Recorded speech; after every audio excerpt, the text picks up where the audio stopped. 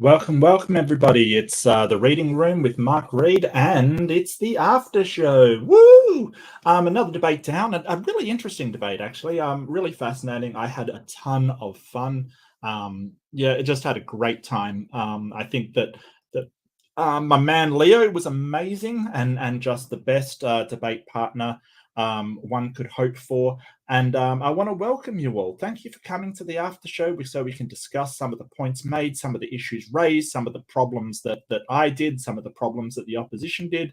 And I can get some feedback on how we can improve, how we can get better, and how we can sort of address some of the things that we've said. Leo said he might be joining us later. I can't guarantee that, of course, me not being Leo. And I would really like to see some of the opposition come, but I don't think they could. I think that perhaps one of their computers was dying, and I had to really force myself not to say, how do you know it's not the computer and instead is an immaterial operating system in the background. But what we do have for you is Ember and Grayson. Welcome. How are you doing? Oh, so that was quite the entertaining show. Oh, good. Couple I of had a unexpected blast. twists and turns. Yeah. I really do enjoyed it as tell. well. I thought that some of the arguments that were presented against you were some arguments that I've never heard before, like this terminal lucidity or the guy's argument about a priori knowledge. Some things that I had never heard discussed in a debate. So I thought that was interesting. And then I thought both you and Leo absolutely nailed it. I mean, you guys had two different approaches, but it was awesome. Both of your intros. And it was a really enjoyable debate overall. Yeah, I think that Leo's sort of argument absolutely, like, his problem of evil absolutely flattened the Christian, but it really bounced off the Muslim that was Jordan, was the Muslim. So Aiden, it really flattened him. But that's okay, it's a really big problem for anybody arguing the omnibenevolence of God, which Aiden was. So I really focused on a very, very global position kind of thing, which I think that did well with me focusing on a global skepticism, or not global skepticism, but a skepticism for a more global version of God. And Leo really pinpointing one of the attributes that is a big problem. Yeah. Go ahead, Grayson. I was just going to say, I don't really think that either of your interlocutors really offered much of a substantial comeback to anything that either of you said. Honestly, they seem to mainly focus on their own points that they were trying to bring up rather than actually make an attempt to. I mean, I guess they attempted to address the problem of evil, but the things that you were bringing up, I didn't even hear any kind of engagement with a lot of the ideas that you were talking about. Well, we've got our first super chat from Stupid Whore Energy that says, "Your mum." Nice. I'm not sure, for $2 dollary dues. Thank you so much, Stupid Whore Energy. And I'm not sure what about my mum is particularly interesting to you, but yeah. Thank you for mentioning my mum. I think maybe the $2 was meant as a loving gift for your mother. Yeah. Oh, there you go. Well, I'm going to have to take it on her behalf because she died quite some time ago. So, that's okay. I'll spend it instead. Sure. Thank you, Mark. so much. It's more of a spiritual donation rather than a factual donation. Oh no, you are mum. So instead of your, as if it's the slightly incorrectly said. Oh yeah, look, I'll be the yummy mummy of atheism. I don't care. Sure, why not? Why not? We can't agree on a pope of atheism, so Right. Nothing wrong with the yummy mummy of atheism. Come on. And Titan Uranus, good to see you. Maya, good to see you. Blessed be. Come on, dude. Seriously. Behave. Have a chat. Talk to people. Enjoy. Daryl Frost, good to see you. Hannah, love you. Good to see you. Niddy's in the house. There's a whole bunch of just amazing people. Big thing, fine. Wayne, saw your super chat. Thank you so much, buddy. and John Sydney Raptor and Victoria. Yeah, just a whole bunch of amazing Base Theory. What a guy! What a guy! He's all right. Who's that? I'm not familiar with his work. Hill Hugger. Farron been seeing Farron around a lot more lately, which is great. Farron Salas has usually got really good questions and really good stuff to say. Mm-hmm. So I love that. Beamsy, you know, it's Beamsy. Caterpillar is beautiful. So from a debate perspective, or sort of the tactics of debate, I think Grayson, I think that what they didn't have was they were responsive rather than having a clear strategy for outlining their position, kind of thing, right? So they were just reacting to the things that we said, instead of saying, hey, here is our opposition to the proposition. We're on the negative, right? That atheism is valid, and here is why, kind of thing. And I think that a lot of people get wrapped up in that when they're debating. They sort of go, well, I'm just going to hear what they've got to say and refute things that they say.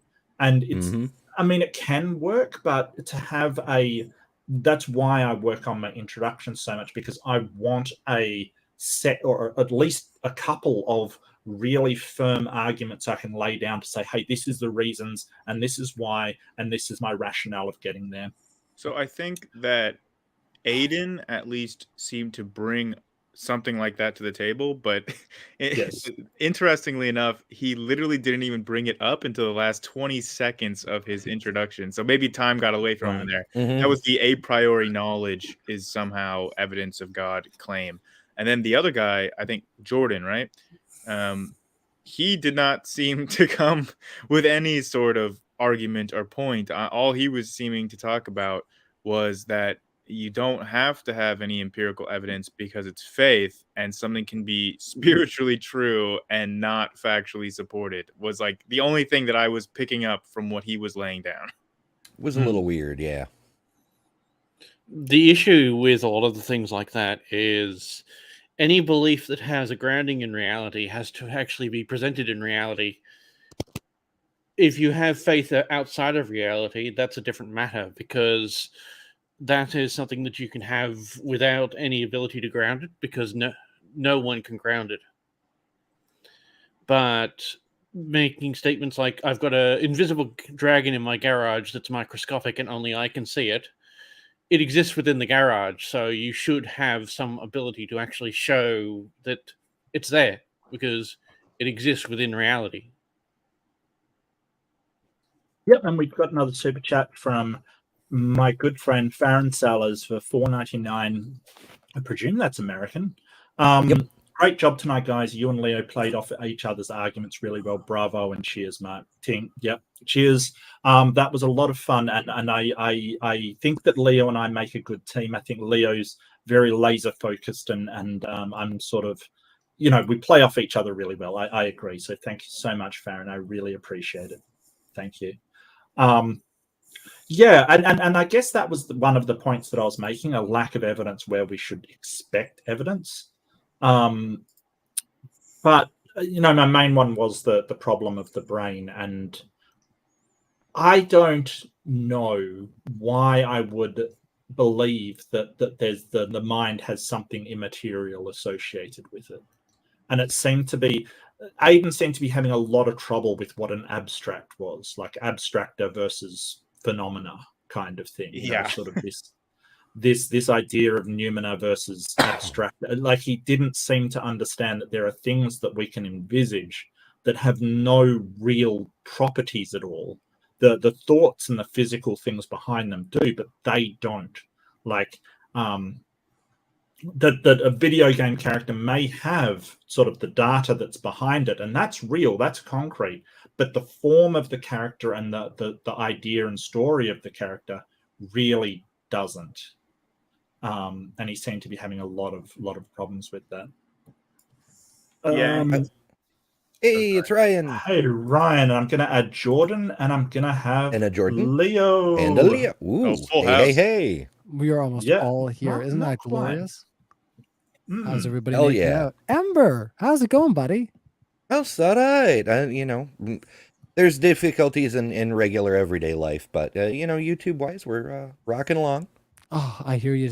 Today I had a guitar that it was actually my Brian May special, and the Brian May special has the 0 fret, and it was too high, and I was sitting there with an iron fret just filing it all day, and I felt like I was going through my teenagehood by the time I was done because my wrist was so sore.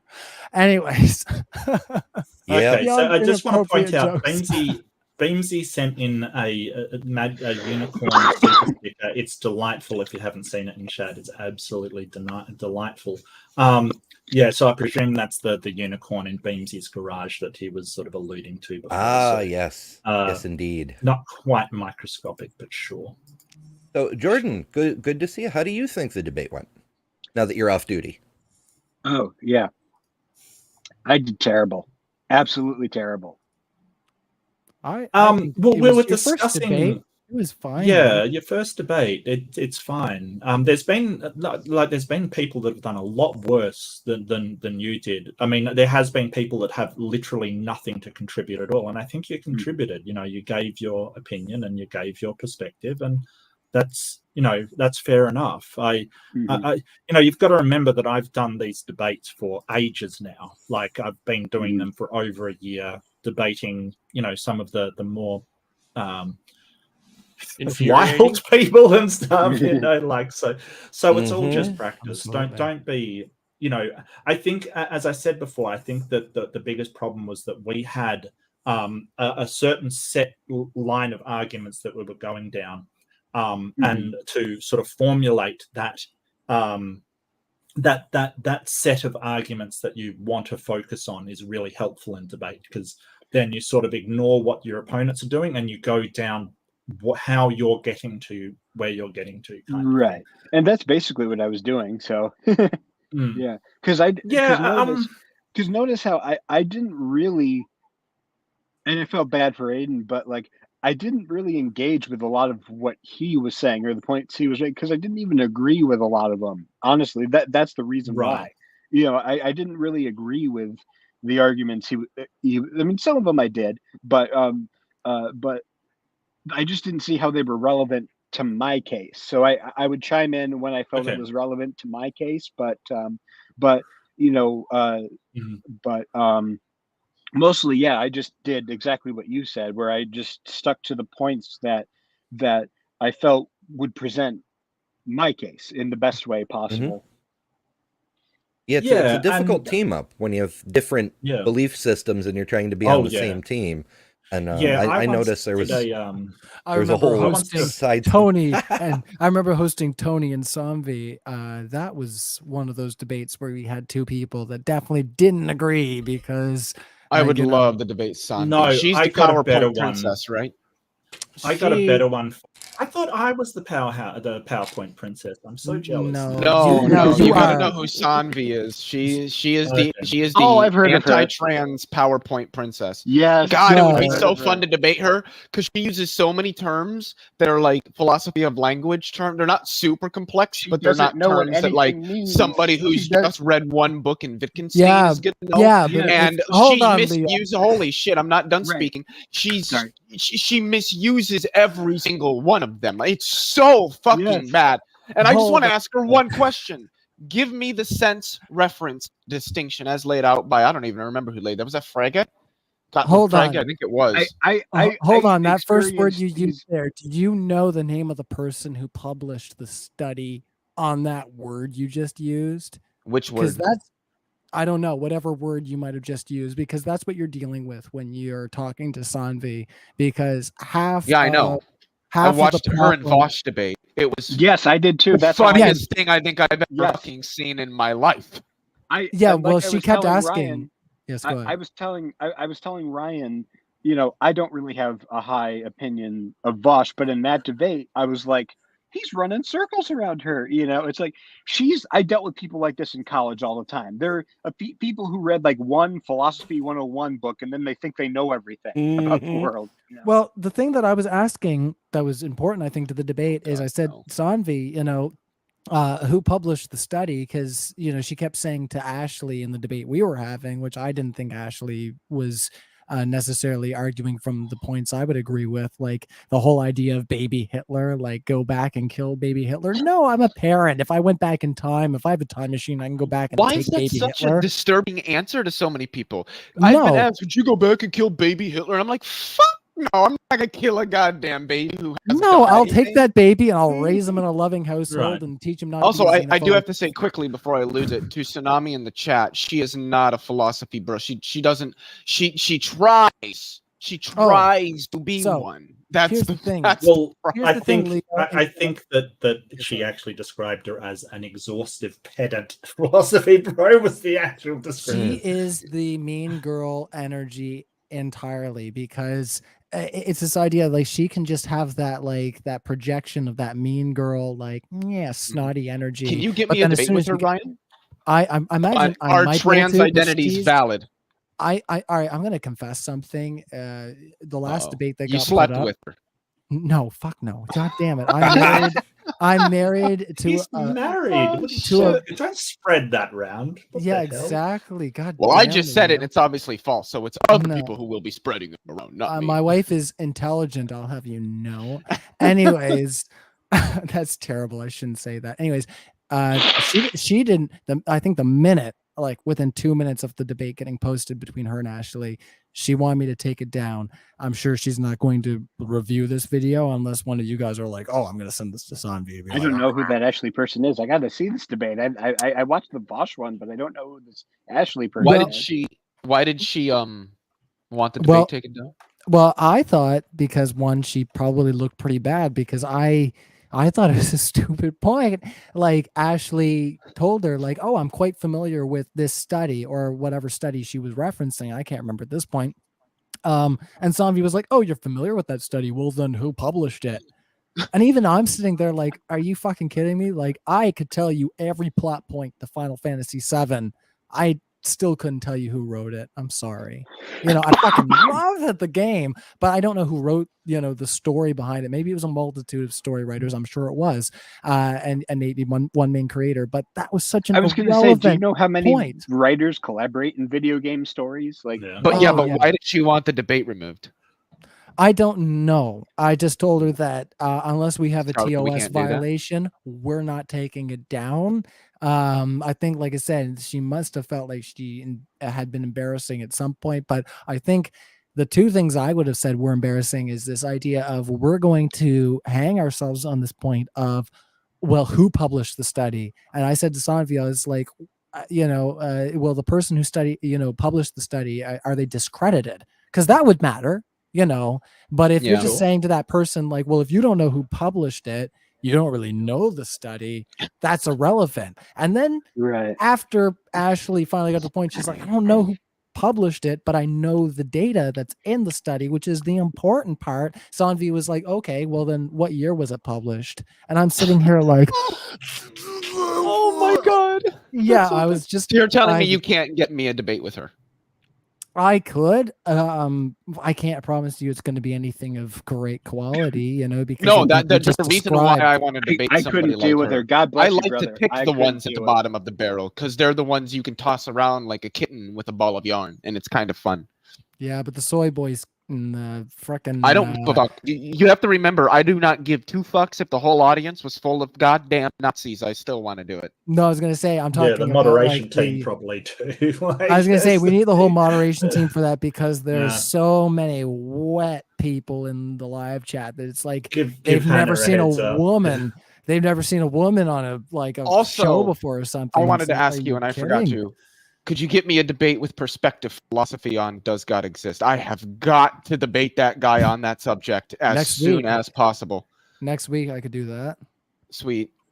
Yeah, that's because I've watched him debate like 3 different people now, and each time I'm like, oh my God, this guy is holy shit. I want to get Ember back on though, man. Like we only got to have one debate together, Are you in Texas area, by the way? Because I'm going to be there for that debate con, and me and Aaron are going out for drinks. And if you're there, me and Aaron are going out for drinks. I'm going with you guys for sure. I have invited myself. There is no turning this down.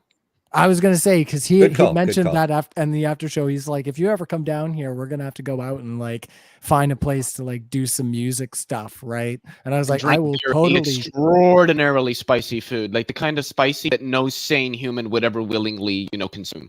But Armin is not a sane human, is he? Well, I told him that I would sing "The Sentinel" by Judas Priest for karaoke wherever we went. So. Yeah, hopefully the microphone I'm using is good, because that's a dicey fucking ask, isn't it? Yeah. I don't know. But I still want to debate with Tommy if you can get it too. I was gonna say, I imagine I wouldn't hold anybody up to the task of singing anything Rob Halford has ever done. Like that's just that's the crazy. names. You're so beautiful. I love you. Honestly, just like that. I'm like, Jordan, you're fantastic. Rob Halford. Yeah, no, we're talking about one of the most fantastic singers of all time. And yeah, no, I can sing it, and it's not easy, but it's been like 12 years of just practicing nonstop, and my wife being awesome by allowing me to do so, because it's a lot of screeching. Right. When my voice was much higher, I could sing Painkiller, actually. I could do that, but not anymore. Not even close. And not with a cold, which I'm battling right now. So certainly not with that. Oh man, that's wild stuff. That it was actually a clip, and I don't know how many people are watching right now. It is a clip of Dreamer Deceiver, of them playing it live at the Old Grey Whistle Test, where a lot of old bands used to play. That was what got me off my ass, because I was sitting there just like playing all these crazy licks on the guitar, and I was a good singer, but I watched that and I was like, no fucking way. How did he do that? Like, there's the last 30 seconds of Dreamer Deceiver, and he sings it live, and he's just wailing, and there's nothing on his voice. It's just his voice, and it's the most beautiful screaming I've ever heard in my life. It just, it just relieves you of all anxiety. I recommend it 100% to anybody who wants to, weep. But anyways, back to the debate. Yeah. I'm sorry. Well, I've got to interject here. Ryan, you're not in charge anymore. You've got to back off. You're not the moderator anymore. I got to give a big thank you. This is all about my record player, Mark. No, I'll mute you. That's it.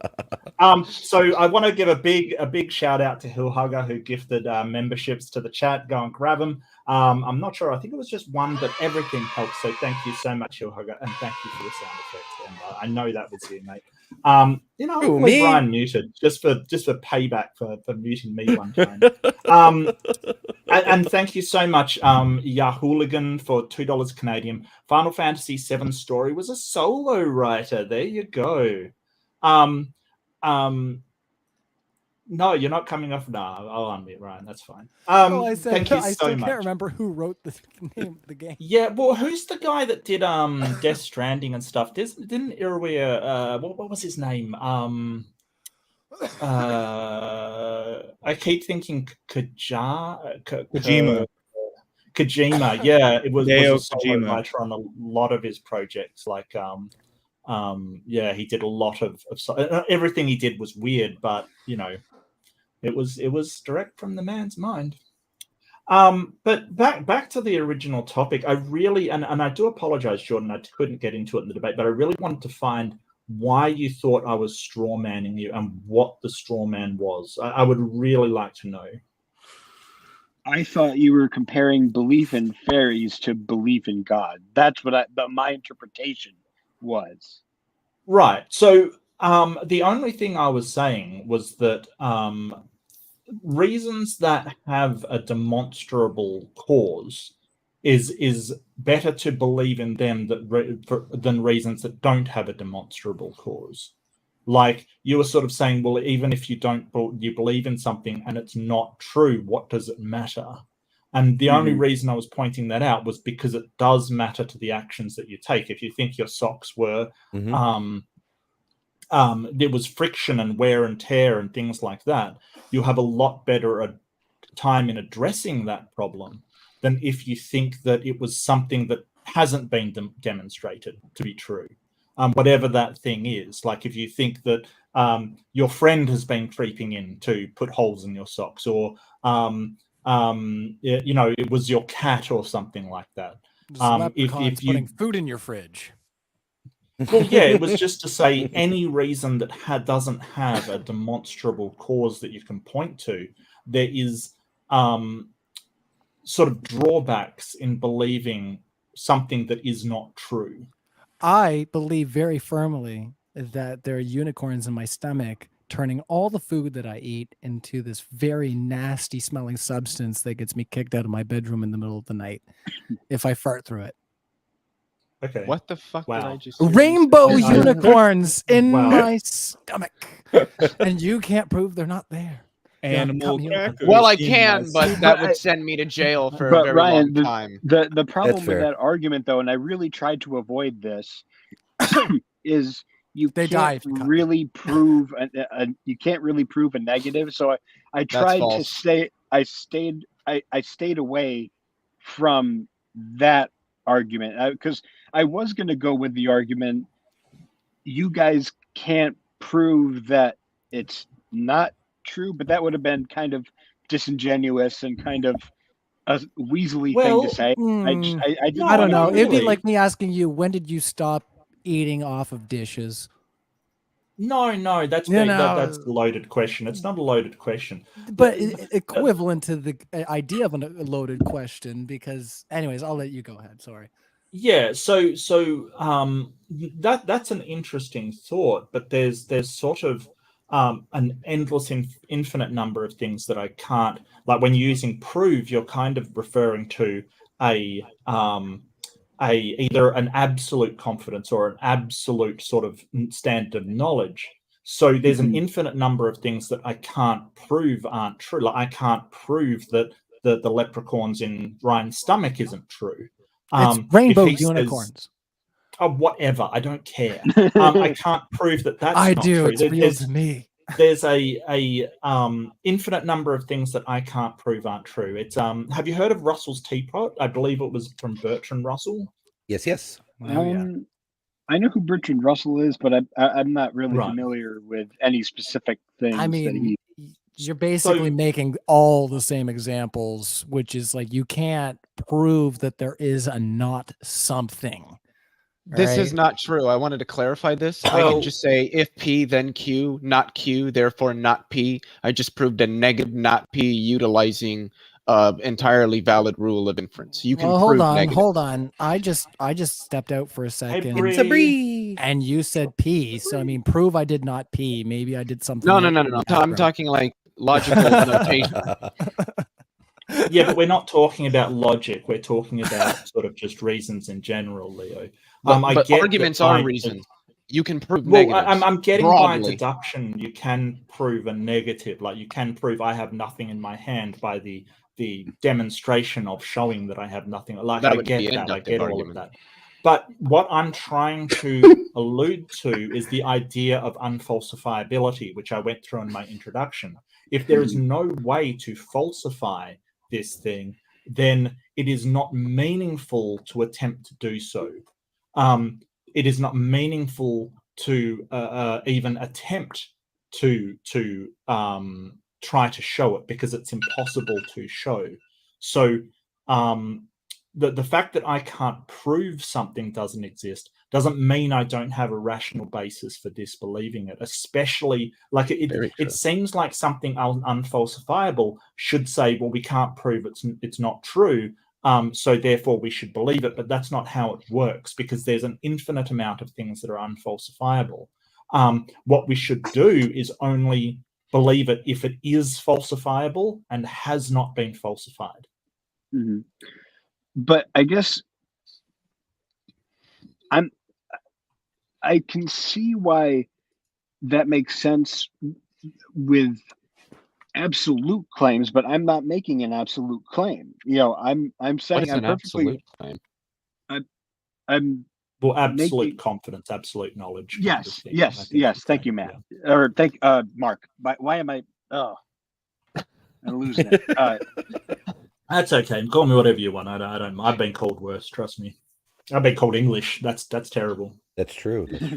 My youngest absolutely hates British people. No particular reason. That's not hard to British do. people. I mean, British Museum, first example. I think that.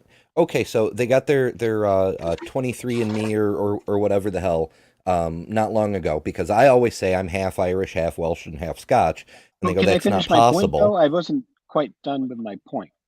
Okay, sure. We tangent. It's what we do. Yeah. We're in debate mode. Let's go for it, Jordan. Yeah. Just you're still moderating, Brian. No, I'm not moderating you, Brian. Stop it.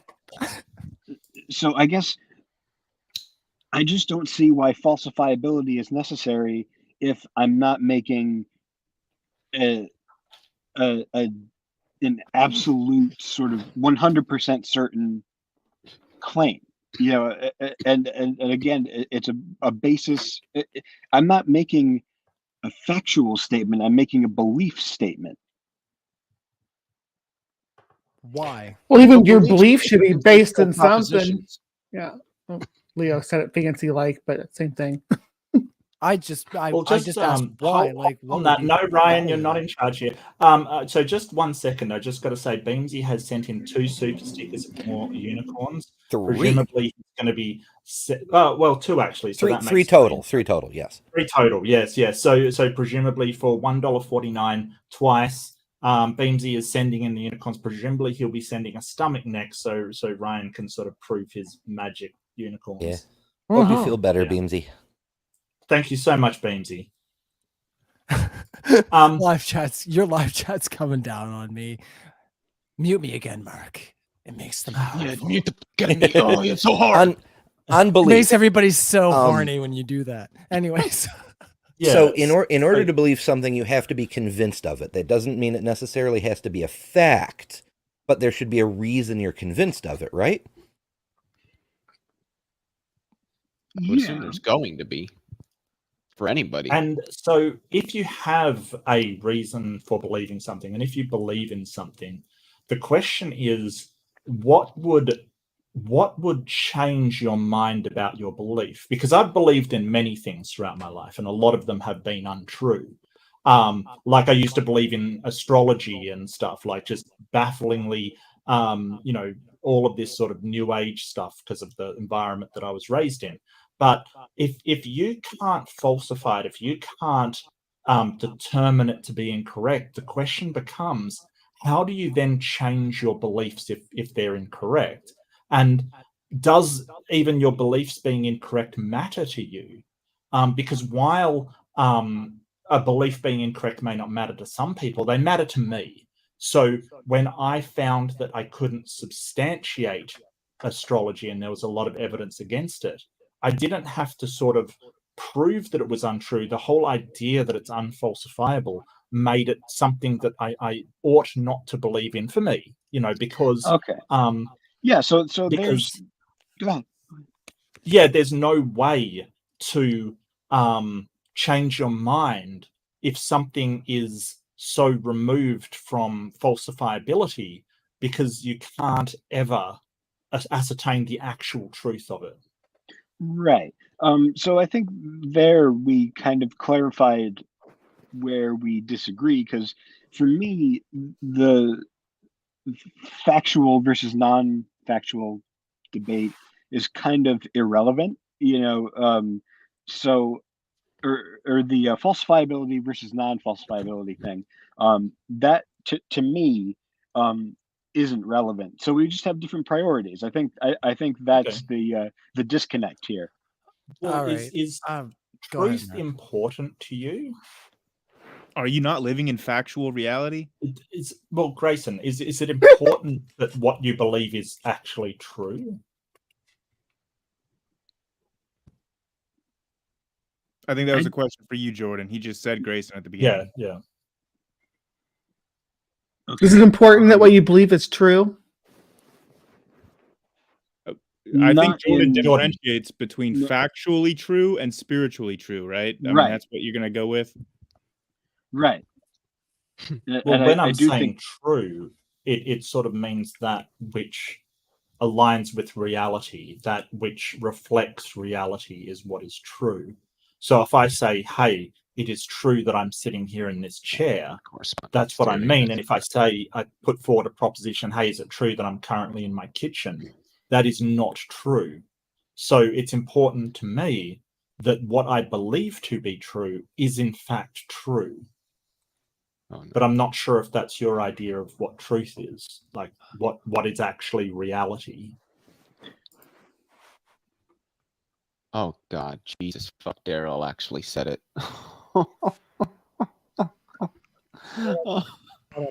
Silly. Damn it, Daryl. Yeah, that's okay, Jordan. You may have a think about it if you wanted.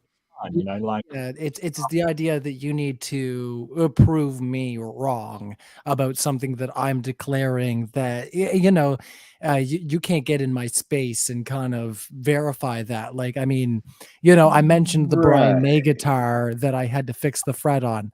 There it is. you're a liar. Hi, You're good evening. Damn liar. Hey, Jimmy. Hey, Jimmy. Hi, Bree. Hi, Mark. Leo. Howdy. Amber. Eric. Grayson. Mark, Eric. Mark, I Hello, say Mark. one thing real quick. Tiny To you? bit too loud. Just 1 second, Jimmy. I'm a bit too loud. Just let me adjust it on my end, mate. It's not a Okay. problem. You're peeking. Yeah. Your mic is intense. No, You know what else is Hey, Eric. You know what else is intense? Camping. it is. It's true. I think Especially that when there's most of us- Wendigos in the wood. Oh, Mark, that- there I was think that something I most wanted of us to would disagree say- that there are two different kinds of truth, You- right? Like factual and spiritual. I don't think most of us would make that distinction. There's just true. Right. I want to know kind of Yeah, the truth details about isn't- how. Okay. I would like to know maybe some of the details about how to differentiate a spiritual truth from a actual truth, and if there's contradictions between the two, how do you make that? That just seems incoherent. Inference. Well, I guess the does real it mean to question is like, qualify what truth? does it mean? Like, what makes a spiritual truth different from a, I guess, base reality truth? I think the important point being missed here is that truth is not, and I'm not necessarily saying that anybody is claiming this, just providing it as clarification. Truth is not some esoteric thing that humans don't understand or that we can't explain or anything like that. Truth is a rather mundane concept, I think very well understood by everyone. It's a property of our linguistic systems. It's a property of certain expressions within our linguistic systems when they meet certain qualifications outlined by the formalisms that make up those linguistic systems. You can't qualify truth in the sense of there's this particular category of a truth and then there's this other particularly. No, there are statements, propositions, and truth is a property that they can have. So I actually just don't know what the concept spiritual truth. I just know that there are things that can be true. This is going to seem like a pile up, isn't it? I hope not. I hope that we all be respectful and give people the time to talk and address. Can I be A little provided? bit. We've got Can a I lot be- of thoughts here, and I think there's a lot more skeptics in the room Yeah. than there are Yeah. theists. Can- So, can I be- Jordan, So, thanks for being Look, here, buddy. Jordan, I apologize if you're feeling ganged up on. Just let me know. I will jump in on your behalf. And Jordan's He's right been there, pretty though. chill. Jordan's Yeah. right there, Yeah. too. Jordan's a dying great guy. I'm place. glad that I, met you, Jordan, and that Brent Lengel got us in, in contact with each other. Grayson, I really hope that we can get you a debate opponent for this Saturday for some flat Earth nonsense. But I'm gonna I'd love shut up to see again. Grayson in a flat Earth nonsense. Wait, are I you really- Ryan? Are you saying that we don't currently have an opponent? If I thought the debate was on Saturday.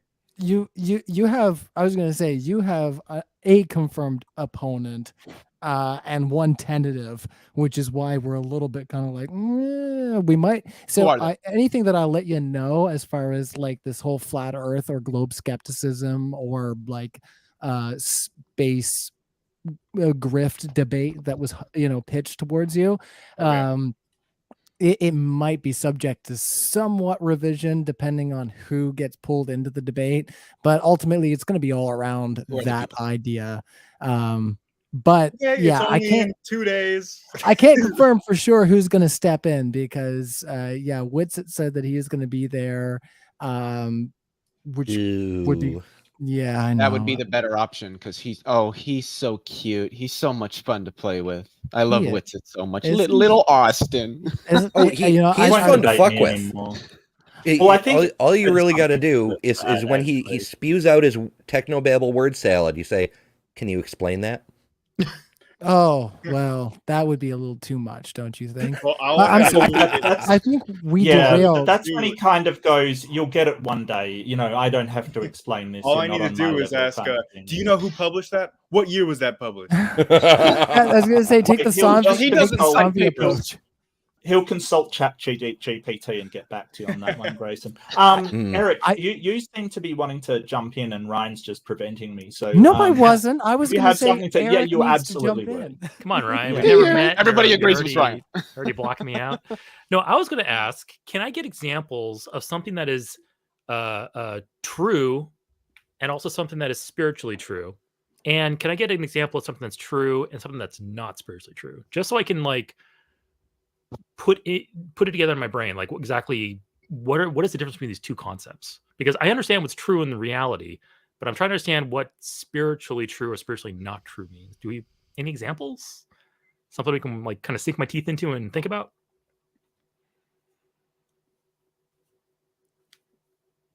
And I'm assuming that's for Jordan. You're okay, Jordan? You're right, mate. I think Jordan is the one that brought that up during the debate. But in Jordan, if you want to think about it a little bit, you don't have to answer me right away. You can come back to me later. Okay, mate. I don't want to put you on the spot. Are you okay? You seem a little. It might just be a little tired, maybe. I totally wanted to talk to Jordan too. Well, that's okay. Give him a room to breathe. I mean, I'm sure we're not here to dogpile you, Jordan. Yeah. I don't. Just wondering if you're okay. That's all. You look a bit Yeah, pale. Okay. Yeah, let's give him a break for just a minute. Hey, Leo, are you excited about your absolutely. debate? Your debates in Texas? Yeah, of course. Have you ever been to Texas before? Nope. And I will probably never be there again after this unless I go to another one that's also in Texas. That reminds me. On my pot smoking, my God. Well, Leo, while you're in Dallas, I hope we get to hang out because I'm a Dallas native. Fuck yeah. Hey, you're in Dallas? Let's go drink. I live there. Yeah. You can come with us and get beers with Aaron. Yeah. Every opportunity you can is a good one. But Ryan, if you want to play music, don't forget, if you're going to play in Texas, you have to have a fiddle in the band. I play the mandolin when I do go into California and Gallows Pole and some Led Zeppelin tunes. I'll do the Paul Jones stuff, but I play mandolin too. I have a beautiful Oscar Schmidt mandolin right over here. Oh, nice. Oscar Schmidt is a fantastic brand. I don't play instruments, but there's things I do play that I'm not going to mention here right now. Oh my goodness. Well, that's why you keep your video off, sir. So we can't see what you're playing with over there. You ever played banjo? I have not. I've played there's a tune called Jerry's Breakdown, which is basically like banjo transcribed to guitar, but I've never picked up a banjo before. It's never been in my wheelhouse. I've always been like a Led Zeppelin, Dio, Judas Priest type of person as far as performance goes. But I want to hit a place to make some wild noise while I'm in Texas. So I'm really hoping to find some sort of karaoke or just some nonsense to do. I told James I'm going to haul him into it too. No matter what kind of chat energy he might be sporting that day, he's coming out and he's going to be karaokeing. I don't know what he does, but for music, honestly, it's not something he usually talks about. But I guess, he told me he listens to metal when he works out. That's about it. So the best mandolin song is Copperhead Road. That was one that was suggested. The only one that was kind of high on the list that I wanted to do, and also it kind of matched what we're doing here, was Losing My Religion, which we do play. Yeah. That's me in the corner. Yeah, I used to play guitar and mandolin on it. I'd have to wear the mandolin way up high so I can have the guitar underneath. That's me in the spot. Light, losing my religion. It's Mark Reed Karaoke Hour with Ryan. I inspire the good tunes. That's right. But no, going back to that beat going there. Damn it. I was going to say that was nothing will beat that time that we were singing Mulan.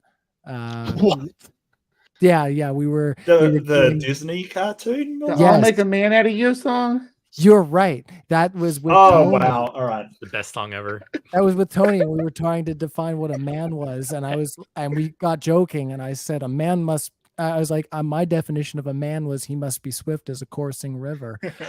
Has anyone ever heard No. I'll Make a Man Out of You, but thrown through like Google Translator like 5 or 6 times, like from language to language to language, and then they actually had a singer sing the result, and it was like pure insanity.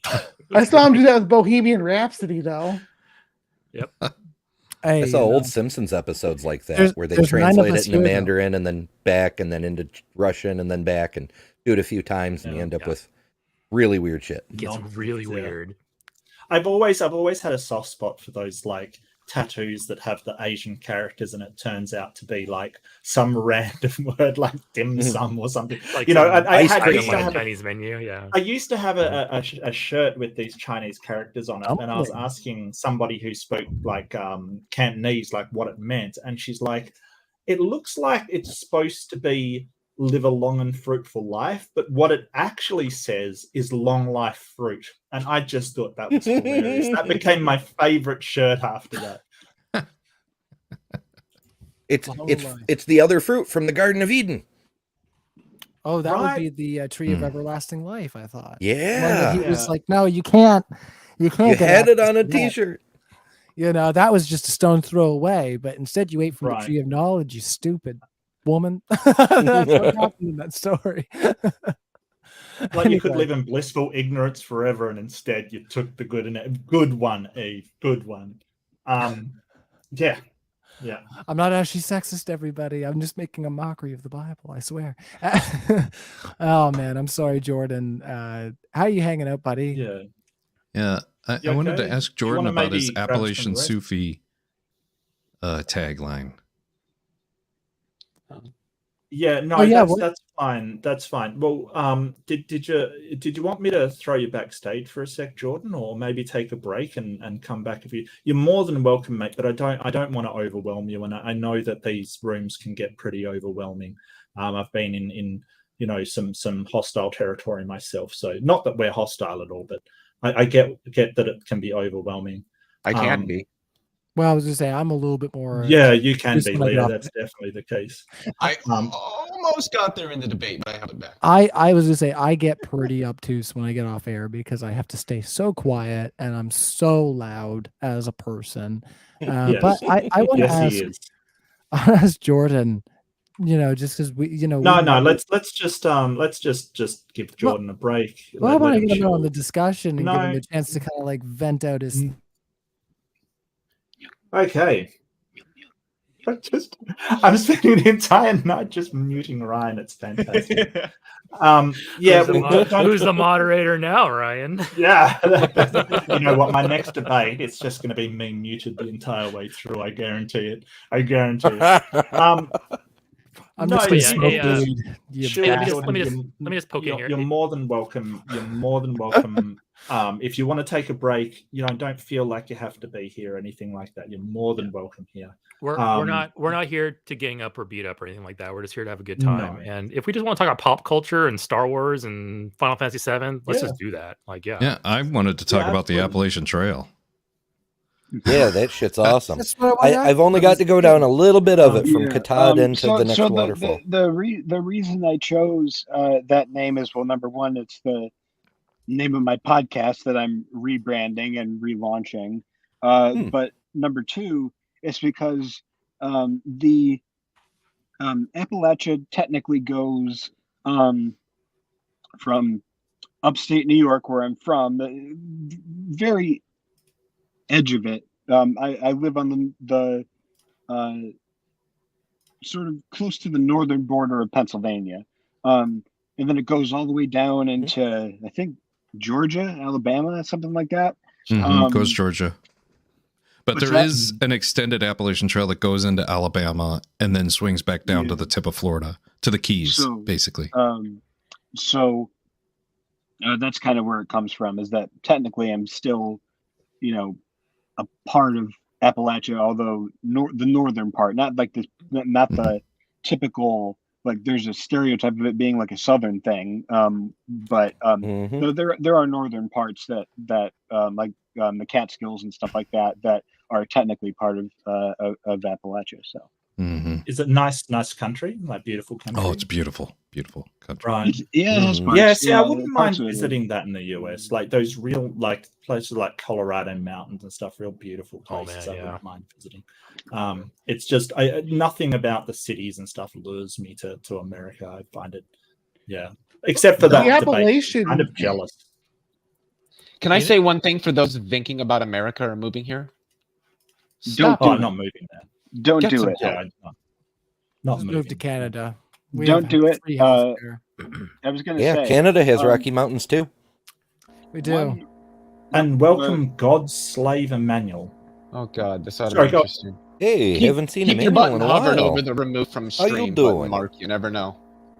Yeah, sorry. Yeah, I would advise against that. Please keep your health care. I mean, it has problems too, but keep it. Yeah, it's better not to pay money to actually like have birth to children, along with all the finances of going through the health changes and job changes, and then if you have to pay money to give birth, that's crazy. Yep. Emmanuel, I haven't seen you since I call screened you. If you're the same Emmanuel, God's slave, Emmanuel, I used to. Yeah, I was the person that was the first person that put you as God's slave, Emmanuel. I'm Ryan, the call screener, who was at the line when you took that title, and I was like, sure, let's go with it. Really? Yeah. How's it going, bud? It's been so long. Yeah. I screened you like several times. Sorry, go ahead. This is really weird. Am I dreaming, or is this like really real? It's real, buddy. I mean, why not? Are you a realist or an idealist? It kind of depends, doesn't it? I would say that it's factually real, but spiritually, I don't know. You aren't any like mind-altering substances right now, are you? No, just weed. It's all good. But Just I've smoking never a lot and actually drinking a lot. used the title God Slave. Right? Have I? Or Oh, sorry. I think it was. Sorry, it wasn't God's slave. It was slave of God. That's slave a of Christ, if I remember correctly. Slave of Christ. Sorry, you're right. Well, That's slave of little God. Slave of God implies voluntary. God slave doesn't.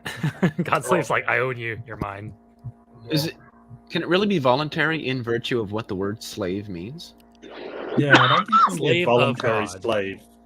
Yeah, but I don't think you can be a voluntary slave. That doesn't kind of Can make you? sense. The whole idea. I know some kink friends who would disagree.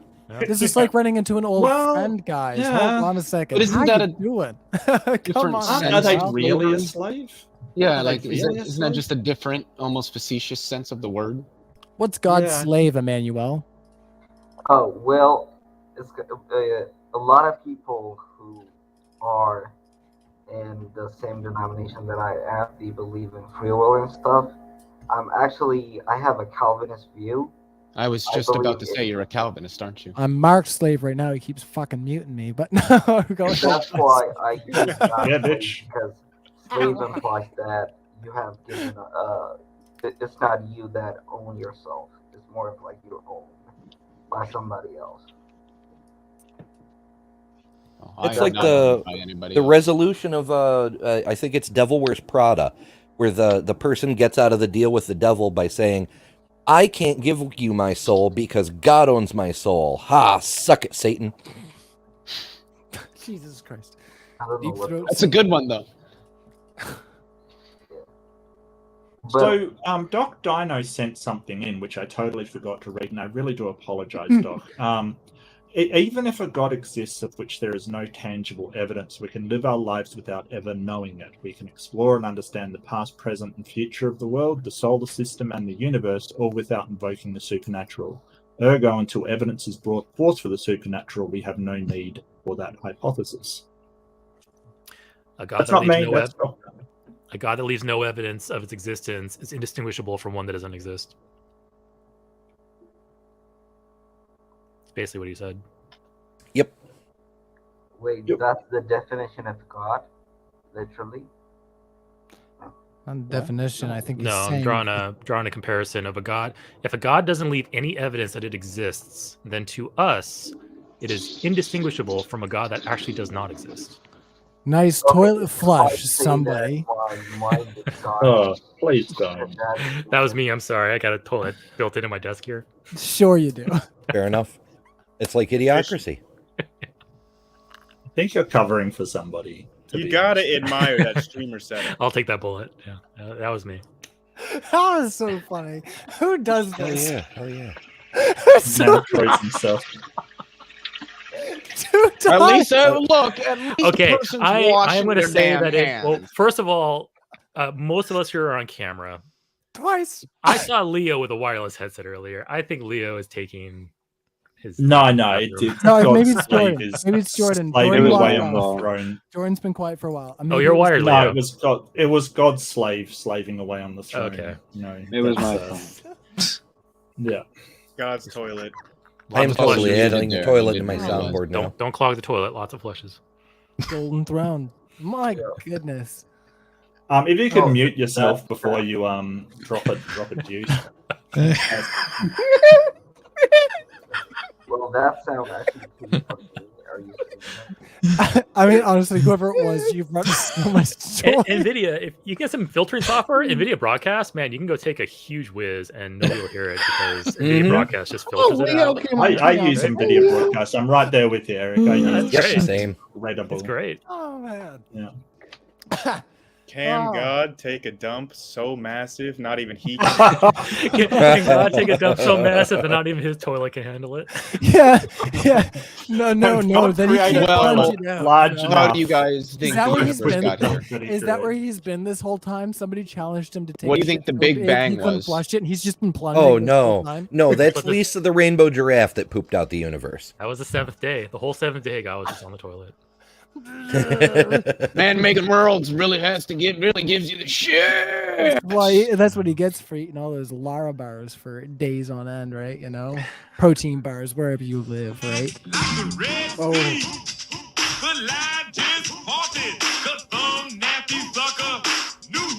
What's not doing this? I don't know. It's not me, but I was. Damn it, Jimmy! I was into It it. At wasn't least, me that time. at least Mark- Ryan knows how to dance. What's wrong Mark? with you boys? Mark thought it was me. He muted me. I did, Again. yes. What the? Again. To be fair, I also thought it was you, Ryan. No, it I was was me. just grooving. I can't. Mark muting Ryan is Yeah. like just round up the usual suspects. Oh, sort it it out feels so later. good. I can't tell you how good it feels after he mutes me all the time. I don't mute you all Monday the debate. time, only when you're interrupting. Well, Sometimes. it was at least once, and that's enough. So it feels so good. It like I can't tell you how good it feels. You know. What, I'm glad you're all being nice together. What are you doing over there? Right? I don't know. Yeah. I don't know. Maybe I'm just jealous that I can't go to the debate con. Maybe that's. Is that what you're doing? Maybe You're I'm- projecting on me right now, buddy. Yeah, probably. I'd love you. James so wouldn't much. fly Why you hurt in? me? No. That's like a Come on now. $1,500 Yeah, plus it's a ticket. lot more. Yeah, probably about 1,500 to 2,000 American. To Mark, Yeah. just make a trip of it. Come and visit the beautiful, exotic Texas. Yeah. All It right. looks. Yes, the possibly- state putting razor wire in a river to stop brown people from coming into. Why the is it country. on Let's me? Why don't you celebrate. people come to me? Come to me instead. It's Mark, like I might it's take like you the up on that one people day. do. I've it's like the always wanted to go to people- Perth. You know, I'm obsessed with Australia. It's on the bucket list. It's like the people who are in favor of that don't realize that like cars and planes are a thing. You know. Yeah, Yeah. That Well- was for Leo, by the way. we got to I'm gonna- build the wall to stop the drugs from coming in here. Yeah. And I'm just like, yeah, but like 80% of drugs come in through ports of entry. Is your wall Ports, going to have yeah. ports of entry? And this is for you, Ryan. I would like to talk about when they're talking about the border. Everybody knows what they're talking about. They're not talking about our border with you. That rarely gets brought up. They're not talking about our border with you. And They you know should what? be. I got to be careful while I'm in Texas because I have often joked that America is just a stopping place that I go to on my way to Mexico, which is a nice place. where my kids wouldn't get shot in school if they lived there. Yeah, I but not have a problem with that. But that's one of those things that it's like I feel like I'm gonna everything's gonna be fine in Texas, but as for like America and like the social issues going on in America, I don't know what kind of pedestal they can put themselves on at this point. It's very strange to me, and I get that Canada's intervention has been very much like culture war-esque in the sense of like, we've done a few things like, we did the whole bail in Egypt thing where, we bailed a bunch of individuals who were LGBTQ and, from Egyptian prisons who were put in like, one of the specific examples that ended up being national was Sarah Hijazi, who was a lesbian that was put in male prison in Egypt because you're a man born in a woman's body. So they had basically paid bail for them and brought them over, and she ended up committing suicide. So the point is, sorry, what you were saying, Leo, earlier there. Canada is better, I think, in a lot of ways. And we try to do things, but we just don't have the impact that we would like to have. Yes, we got some things that are like, oh yay, we rally for good things. You don't have the hegemony that the U.S. does. The U.S. the United States government is the single most powerful entity on the planet. I also wanted to respond to the freak because he said under Joe Biden, by the way, to what I said, when he doesn't realize the concept of state sovereignty exists in the United States, and Texas executed its state sovereignty to do this and was stopped by the Biden administration. What the fuck are you talking about, dude? See, this is conservatives. They're just dumb. Like, I have to say it. Okay, well, just dumb. calm down. Leo, breathe. You know how dumb people make me get, Mark. So I just got to take a pause and say, for Stupid Hornet, your $5, I've got to say this. Can God take a dump so massive that even he can't flush it? Which, thank you. There is the can't plunge it is better. Look, it's their super chat. They get to say whatever they want. So God, just sitting there for eternity. No, Ryan, keep doing that, Ryan. I'm taking a clip. I would like to sue Stupid Hornet Energy for stealing my joke. I literally said the exact same thing 5 minutes ago. Come on. Great minds think alike. There is convergence. She paid for it, though. You didn't pay for it. She should be paying me royalties. Tackling important questions over here on Mark Reed's channel. Yeah, well, and there's also if anybody does want to leave, let me know, and I can let some other people who want to come in know. I haven't had a full room for ages. I got to say that it's great to see you all. I don't think I've ever been. I've never been in a StreamYard with all 12 slots full. This is awesome. It's 10. I think Grace is 10. It was 10. I can't count. Not to hassle, non math. Yeah, sorry, Eric. None of us can. Yeah, if there are people waiting to get in, I basically gave my thoughts on the debate. I thought both of y'all did a great job, so I can head out and let somebody else in. Any theists? Yeah, same here. I'm about to hit the hay. Well, I hope to see you in a few days, Grayson. You East Coast. Yeah, I hope so too. If the debate does happen to be on Saturday with me and Dr. Tapioca Weasel against some flat earthers, that'd be so good. That would be hell so yeah. good. It's going to be interesting. Mm-hmm. He is a PhD physicist, so it should be. We'll see how the flat earthers fare. It'd be fun if Witsit showed up, though. He's keen too. Dr. Tap is keen. He is really ready to get in there, which is fantastic to see. I think he'd be really good. I'm excited for it. Should be fun. So hopefully, fingers crossed, it happens on Saturday. And with that, I'll say my piece. Take care, Grayson. So good to see you. Thanks for coming in, mate. Yep. He's handsome as fuck. Anyways, cheers, buddy. I know, it's just not fair, right? Yeah. I was gonna say, I'm sitting over here with like my terrible lighting. I need to get some sun. That's what it is. Oh man, it's bad. Burn like a wicker cabinet, huh? Chalk white, no so frail. Oh man, my stomach turns and I exhale. Well, the worst is like next to my wife, like she's very tan. Her mom's not white like we are, like mostly in Canada. So I mean, she's got some different genetics, which is good. The kid's got a diverse pool of good stuff to work with there. Doc Dino. Doc Dino. Aloha. Hello, buddy. The duck is in and tired. Dino. Dino. Hey. How's it going, Dino? It's like people who call Aaron Aaron, and then he has to say Aaron. Aaron. Yeah, like, does anyone say dinosaur? Like, seriously. I will if you pay me. It's the same word. Dinosaur. Yeah, my Dino. Dinosuchus. Dinotherium. My Dino was pretty sore on the honeymoon. Oh no. Sounds like something between you and your doctor. You and I should take on Dr. T and Grayson. We should stand up for the flat Earth side, so that because Wits it's just gonna lose again. Man, I do have a question I really want to ask flat earthers. I want to know how they think tectonic plates work, because I don't think they have any idea what they even are. Well, usually they tectonic plates don't move. Young Earth. Yeah, we can measure them using GPS relative to each other. GPS? What? There's no. What is that? GPS requires space isn't real. That's not satellites. That's towers. We can set sensors into the ground, and we can measure them moving relative to each other. So that's begging the question. Excuse me, sir. You're assuming global positioning system. Excuse me, sir. Mm-hmm. No, you don't even it's need literally circular reasoning. Or, how about when a fence just suddenly shunts 20 feet in one direction after a huge earthquake? It's the government's militarized penguins messing with everyone. That's birds are fake too. Birds are fake. It's true. Except the penguins. They're armed. You know what we They're should dangerous. do? I want to tackle flat earthers from a tech programming perspective.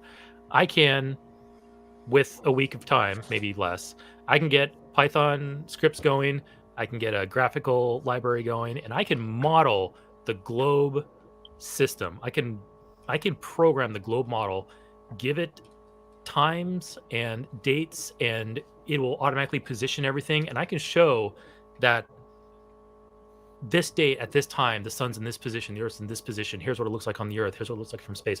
I can show with a unified model how seasons work, how daytime works, how the years work, everything. One single model, and that's the globe model. I challenge a flat earther to get onto their computer and program me a visual representation of a flat earth model that is unified and shows all the phenomena we see in real life. That's a challenge. And if they want to get a hold of me, Eric or skepticsandScoundrels@gmail.com, we will have a nerdy ass coding showdown, and I will program the globe model, you program the flat earth model, and we'll see which one works. Now, see, Eric, I think that's a great idea. The problem is you would have to get a flat earther to present a coherent model. That's never you'd also have to get them guys to understand how a computer works and what computer programming is and how to sure do there's that. Probably I'm sure there's at least one flat earther out there that's also a computer programmer. I doubt because it. you're a flat earther Because doesn't none of mean them you're an understand idiot. math. I think it does. Yeah. Literally none of them understand math, and you can't do programming if you don't understand math. Like, if they understood math, they wouldn't be a flat earther. I'm sure you could find one. Just because you're a flat earther doesn't mean you're an idiot. I'm probably just means faking you're it. Wow. If they will present a third digit, it's no longer binary but trinary that they're programming in. So there's no such thing as two. Well, Why in the not? flat Earth universe, there is. Yeah. Why not? Why do we use binary? Why don't we use more? Because on and off. On and off. It's electrical pulses. Yeah. Either It's the way that- either the voltage and the current is there or it's not. So it's binary. So he's one of these people that believes in electricity, like that doesn't understand that it's. I have shocked myself so many times doing electrical work. Yes, I believe in fucking electricity.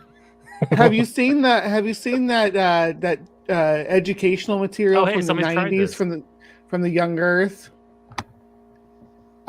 It's like, oh, we don't know how electricity works and all that. Mystical force. Yeah. Sorry, I heard flat Earth and education, and those words don't go in the same That sentence. hurts my brain. I've got your model for you, Eric. Why do you hurt my brain? Now, somebody, It's when I pretty, used I'll this give in it a that. debate, when I used it in a debate, somebody said there's a troll face somewhere in the stars, and I didn't notice, and I used this. Wait, is that I'm it not right sure if there? it's still there. Is that no? That wasn't it right there, was it? Is this a model that That's anybody's Orion. saying yes? This is our model. It's my face. No. They never agree. Okay. I already have a problem with this. It's not showing the Earth accelerating at what 9.2 meters per 67,000 miles per hour is how fast it orbits. Yeah, because the Earth has to 9.8 constantly meters per accelerate second. for us to have gravity, right? Isn't there gravity is supposed an to be an internal infinite feature plane? of the Earth's mass. No, it's electromagnetism. What are you talking about? Yeah, it's electrostatics, Mark. Why is there no Oh, infinite yeah, plane? It's not a floating disk. It's an infinite plane, right? Depends on that's who you not- ask. So what are those dots? Like, okay, I see the moon, I see the sun. What are those other they're like the sun. Little Oh, like info points, things. points of it. Okay. Okay. It has a diameter of 32 meters. Make it show me an eclipse. Yeah, where's the eclipse? 3,000 miles Okay. above the surface of the Earth. If the sun had a diameter of 32 miles, it'd be a fucking neutron star. What the fuck am I reading? Also, where's the moon at? Can we focus on the moon here? There's no such thing That's as right a over there. neutron star, Okay. Leo. It's not. Yeah, neutron stars don't exist. They're just points of light in the sky, Leo. Oh, the moon is a How is sphere. the Wow. moon a revolving sphere too? Since it's tidally locked. So on a It's globe, also it's 32 revolving. miles. Of course it is, because they're the same size. Remember? Right. So how with this model do you ever get a new moon? No matter where you are, you're always going to have some type of sunlight on that moon from your point of view, unless you're at the very edge in Antarctica, which the government is quarantining because they don't want you to discover the secret of the flat Earth. The moon. No matter does where not else you emit- are, there will be some light on that moon. The moon So does how do not you- emit light by itself. Well, how do see, you get there's a a new lie one? right there. We know It that the emits- moon is its own light source. The moon Doesn't the also moon- emits coldness. Cold light, yeah. Yes, Oh, I was that's about right. to say, Doc. So does the moon just like turn on and off? Like how do you get Mhm. a new moon in this system? You have to buy it. It has to turn it. Yeah, you So just have like to. there's like to pay. a chain, you just pull it and it just turns There's off. a paywall. Paywall. Paywall. It's a You DLC. need to pay to get the full complete model.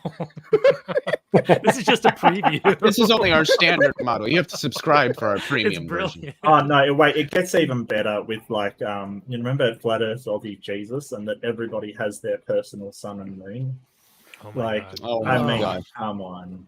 I remember when I What is- asked him one simple question, and I said, "Do you agree that we can measure the luminosity of the moon or of the sun, the amount of light it gives off?" He's like, "Yeah," and I was like, "So why doesn't it illuminate the whole surface when we could theoretically see the sun from light years away?" Now you don't have to believe that those distances actually exist, but theoretically now, given the sun's luminosity, we could put it 5 light years away and still be able to pick it up with telescopes. How does it not illuminate the whole surface? Is the surface infinite or just like infinitely far away?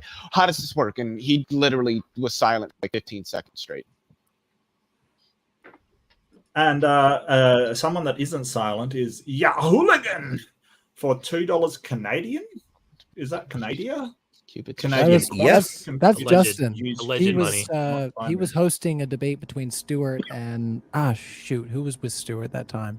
Either way, he hosted that one debate, a modern day good on ya. debate, and hopefully he'll be back for some more. But yeah, that's Justin. Aren't qubits also don't binary? know. It's just a superposition of the two rather than actually being the two in a classical sense.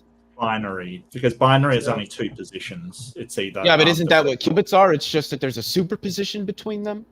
You mean qubits as opposed to qubits? Well, qubits just means quantum bits, I'm pretty sure. Yes. Like It's instead just- of something I've being been doing on and so off. much Bible study. I keep seeing qubits, like how big Noah's Ark is and shit. Instead of I'm something not that familiar with were a quantum unit of computing, measurement to be in honest ancient with you. Rome. Well, so- Wait a sec. Then what is Q-Bird? Well, yeah, but that's a a good game question, from Doc. the 80s. That's a We Well, didn't ask I that know question. it's from from the the 80s. 80s, but About like, 84, what does 80. Q-Bird, does Q-Bird stand for I- anything? Dee-dope, dee-dope, boop, boop. what the actual thing is. Oh, with the universe as a whole, no. I don't know. It's anybody's guess. I think it's a Look. very, very mutated elephant, quite frankly. But, that's just... Yeah. Yeah, it's like a cross between a hollowed gonzo nose and a I don't know, a little jumping. It's like a sentient whoopee cushion. You know, it was like Cubert's 40th anniversary last year or something like that. So yeah, Doc, we've been asking that question for 40 years and we still have an answer. My father-in-law worked for Gottlieb, which was the creator that the name Hubert was suggested, and then someone else threw out it should be something to do with cubes, so Cubes and Hubert became Cubert. There you go. Huh. What do you know? We're learning today. I'm gonna ask ChatGPT. Yeah. See, I just thought when I think of Cubert, I just think of Cubert J. Farnsworth. Wonderful scientist. Hey, that's Hubert. Don't. No, it's Hubert. Yeah, no, I can't do it right now. Not with the headphones. Right. ChatGPT. Yeah, Hubert's the older scientist. The young one that he clones, I believe, is Cubert. Oh, yeah. Hubert, oh, right. Yeah. I remember that episode. That's what I was talking Yeah, about. the kid who had his nose smushed up against the glass. Yeah. Fucking love it. Thank you, Futurama, you gem. I was so close to making a freaking Bullwinkle. Oh man, Rocky and Bullwinkle reference tonight. Moose and Squirrel. I just don't know why it was in my head. Now for something you'll really enjoy. Yeah, so nice terrible. little Rocky Bullwinkle. Well, you did have two Australians there, and neither of us would have understood it. So it kind of, it was probably good that you didn't. I figured, there were too many. There were too many other side of the worlders hanging out. The flat Earth is going to come at us now. Oh, we blasphemed. Yeah, the other side of the worlders. You guys in Australia. Where was that fellow from, Mark? Queensland. Maybe we should dox the guy, but I mean, it's a freaking huge. It's a state, like it's not going to dox him at all. It's a state. We're fine then. Yeah. It's like telling people I'm in Nova Scotia. It's like, whew. That's fancy. Yeah, that's a name. So going back to quantum computing, I just did a Google on what a qubit is, and it basically says that a quantum bit, is a superposition of 0 and 1. So it's still binary, but it can hold both values at once. A single qubit therefore takes two classic values at once. I don't know why they do it that way, because it's not what a superposition is. It is not two things at once. It's both things having components that make up. It's hard to explain because there's linear algebra involved, and most people don't understand the concept of basis vectors and stuff like that. But you can have basis vectors, you can have two different component vectors that make up one vector. With depending on the angle, I think this has to do with sine and cosine and stuff between one axis or one basis vector and the other. Depending on the angle that it has, it can be more of one basis than of the other. But it is in one or the other, and it isn't in neither. And so that's why they call it a superposition. But both at the same time has never been what superposition means. And so I hate it when scientists are like, both at the same time. I'm just like, no, my God, please, you can do better. You're a professional. Oh, you probably want to take that out. I suspect it comes from a misunderstanding of geological superposition. I don't know what that is. Sorry, what now? Quantum physicists stole the term superposition from geology, the principle of superposition being that the oldest shit's on the bottom and everything's stacked up in a big old column. And when quantum physicists needed an analogy for how you can have multiple possible outcomes in a probability distribution, they went, hey, it's basically like they're all stacked up. Let's just call it superposition. So what you're saying is geology really is the bedrock for every science. Correct. Well, and actually, that geologist got it from the Kama Sutra, whereas superposition is that you launch yourself like Superman across the room and sort of. Jesus, that sounded like a soundboard. Is that you, Jimmy? That was Ember soundboard. That was Ember. That was totally Ember soundboard. I've been waiting for a chance to test it. I could tell by Ember's face that it was him right away. Of course. Ember keeps shit posting. Low enough. Do you have to drag us down to new lows? I mean, really. It was nice to meet Jordan, by the way. So there's that. Hey, this is. I'm going to take off. Yeah, sure, Jimmy. All right, see you, Jimmy. It was nice to be on with you, Mark, Jimmy. and see all my friends here tonight. I do. Good night. No. See, this is America over here. This It's is our America. business to find. It's our business to find new lows over here in the United States. Yeah, nice. There's always a new low kind to of what go we to. do. It's- Yeah, I wish we'd Mhm. stop doing it because it's going way too far. The fascists are gaining power now. Race to the bottom. Well, they're not jerking each other off at the movie theater. Oh no. Oh, Hmm. is that a thing? Lauren yeah. Boebert. She got Fascist caught. circle jerks? Is that a thing? Yeah, her big Christian values. No one can have an abortion, family values, etc. Yeah, she got caught doing her escort side gig in a movie theater. So she's Oof.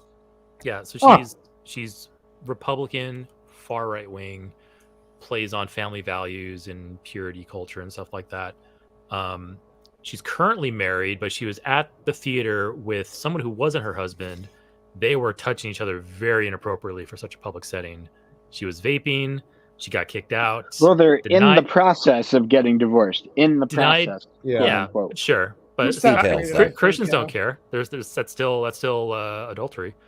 Assuming they're sleeping together, which by the way they were touching each other, probably safe bet that they are. They unironically don't care though. If it's a Republican, they don't care. Oh, yeah, They'll of course. excuse Yeah. everything. She's Double up standards. on charges for lewdness and public indecency. Anyway, it's a shit show. It's embarrassing. Mhm. The denial and then the evidence that comes out to show that she's lying about her denials, embarrassing. Anyway, it's just popcorn entertainment at this point. Nothing's going to come out of it. Mark, are you playing Halo? No, that's Ryan. Oh, I've never gotten into Ryan's about just as bad as randomly the killing defenses. aliens. The Okay. defenses that I've seen of Russell Brand, where people are like, "Oh, so we slept with a 16-year-old. What's the big deal? He was 30. What the fuck is wrong with you? Oh, Russell Brand. Bitch and scream about Don't get- pedophilia and grooming rules for- children, but 30-year-olds rules- can fuck 16-year-olds all day long, I guess." You know how many I women? mean, isn't not that for in me. the Bible? Do you know how many women I've run into that are like, when I was 16, I would have slept with a celebrity. It's like, was gonna yeah, say that- that's, of course that's you would have. normal for a kid. Well, yeah, to you want- were or for a 16. teenager. You'd sleep with anything. It's normal for a teenager to want Well, to do that. It's depending. wrong for an adult to do correct. that. Yeah, it's the Ah. power imbalance. It's a Mhm. power imbalance. Yeah. It's kind of So there's a heavy metal punk band that I really dig called Scene Queen, and they did a song about that kind of crap, particularly as it pertains to, rock bands and shit. But it's called 18 Plus, and if you're like really heavy music, you should look it up because it's fucking awesome. I think my girlfriend might have listened to that. Yeah. Robert Plant and Ted Nugent and Yeah, Ted who Nugent else? literally did. For people that don't know, Ted Nugent literally did some legal maneuvering way back when and became a 17-year-old girl's legal guardian, so he could later marry her before, like, technically she was obviously the age of consent here is 18, so he became her quote unquote legal guardian so he could marry her at 17. Creepy. It's a lot of people have done that actually, where they adopt their lover so they can bring them across state lines with them. Yep. Because child marriage is legal in 43 states. And you Didn't know what happens Elvis when marry people, a child too? and you know what happens when people propose bills or things to get rid of the child marriage laws? Specifically, the Republican Party rises to the defense of those laws. Yeah. Mm-hmm. As a religious right. We got to protect the children from being protected from us. And it's like, how is that not grooming? Like they whine and cry all the time about grooming of kids. It's like, how is that not grooming? How is Ted Nugent not a groomer? Rules for thee, not for me. Right. Literally. Yeah. This is why we can't let them have power at all. Joe Biden. This is why we can't have nice things. So which Halo Yeah, is this? like- Is this Infinite? Or this looks like 2 remastered. You died. I don't know. And you're dying. you're Oh, dead. I just wanted to clarify that grooming is when a queer person does something. So that's Right. that's the difference. yeah. Yeah, I don't even Like know the what the gay word per- means, but I tell you, the queers do it all the time. But okay, so this might be contentious, but if you want to protect children, the number one cause of death for children in the US is guns. Yeah. How many hundred By a have been lot. this year so far? There's always a few hundred. But the Second Amendment. I don't understand it. I don't understand how someone can have a gun but not be allowed to drive, or be allowed to sort of not be allowed to vote, but they're allowed to carry around a gun. I never understand that. According to the BBC, this is a month out of date, but the U.S. was at 470 mass shootings as of August 27th.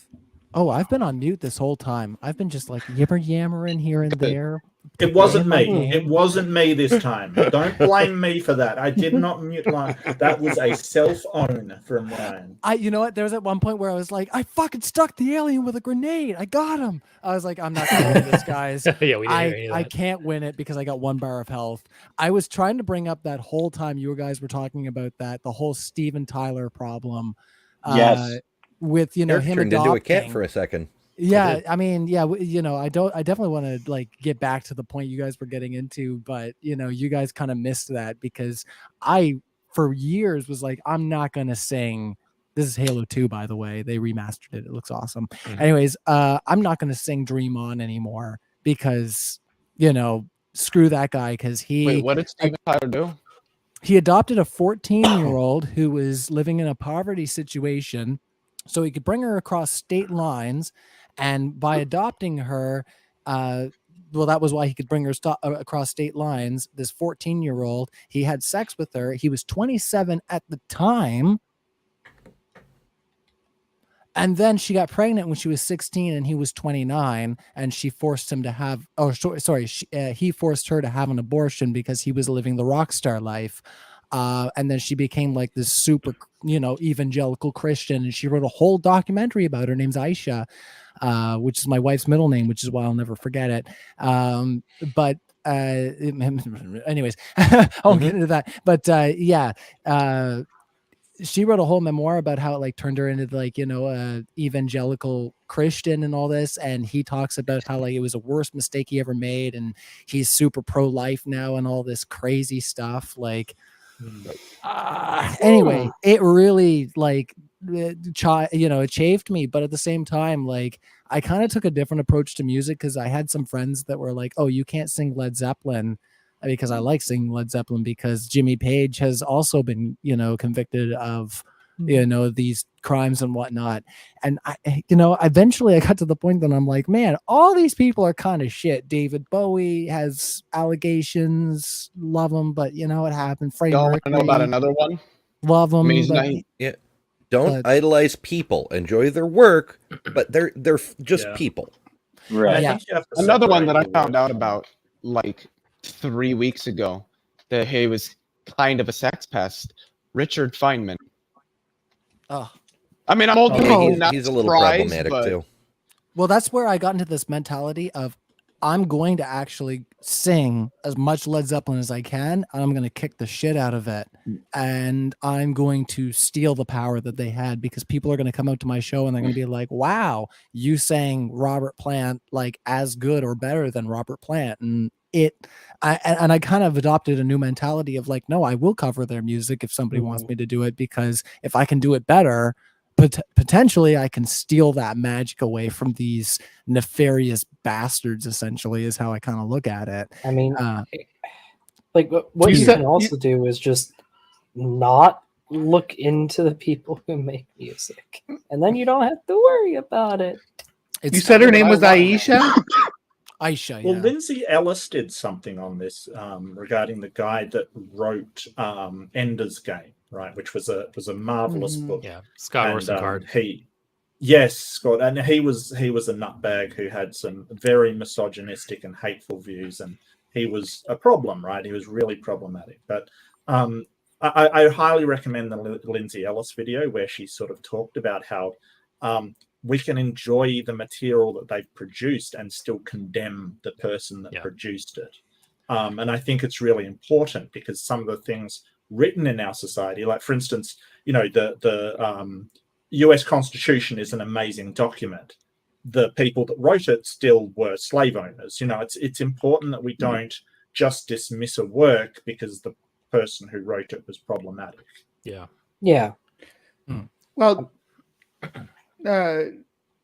the thing about Richard Feynman that surprises me. You always find out about it's like this Danny Masterson situation, the way that like Mila Kunis and Ashton Kutcher handled that with the Scientologists having them write character letters for them.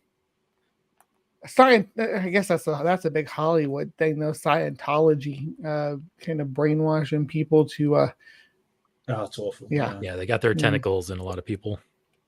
And Pinworm has a $5 super chat. US, I love your cat. It looks like a Russian blue. I love the Russian blue. Aftershow lullaby.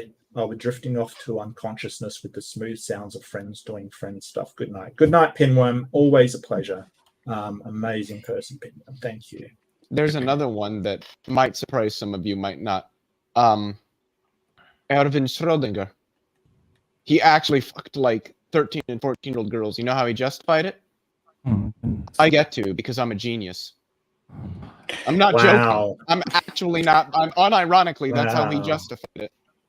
Didn't Gandhi do something like that too? Yeah, I heard something about that. So supposedly he laid with someone but didn't do anything sexual. Supposedly. Yeah, that's what they all say. Yeah, I didn't. That reminds me of cigars in her vagina. Yeah, Michael Jackson laid with those children. The story King David in the Bible also, after his incident with Bathsheba and getting her husband murdered and then having a kid with Bathsheba, I think later on they were like, yeah, and he was like laying with concubines in bed. But I remember my congregation saying, oh, but they weren't having sex. It was just he was old and he needed to be kept warm in bed. Like, just bizarre rationalization. Yeah. Well, speaking of Aisha, that was wasn't that Muhammad's child bride? Yeah, but this chick's name was Aisha. Aisha, yeah. Not Aisha, okay. Just Aisha. Okay. Aisha. I was gonna say I never forget the one from Islamic scripture because that's like I said, my wife. Aisha. So she's got a mullet. No, she probably wife. doesn't. Your wife has a mullet. Your wife has a mullet. She does have short hair right now, though. But is that the same thing as a mullet? No. I'm talking business in the front, party in the back, buddy. I like to look at mullets and sort of like quote unquote collect them. Go out and find some really weird ones.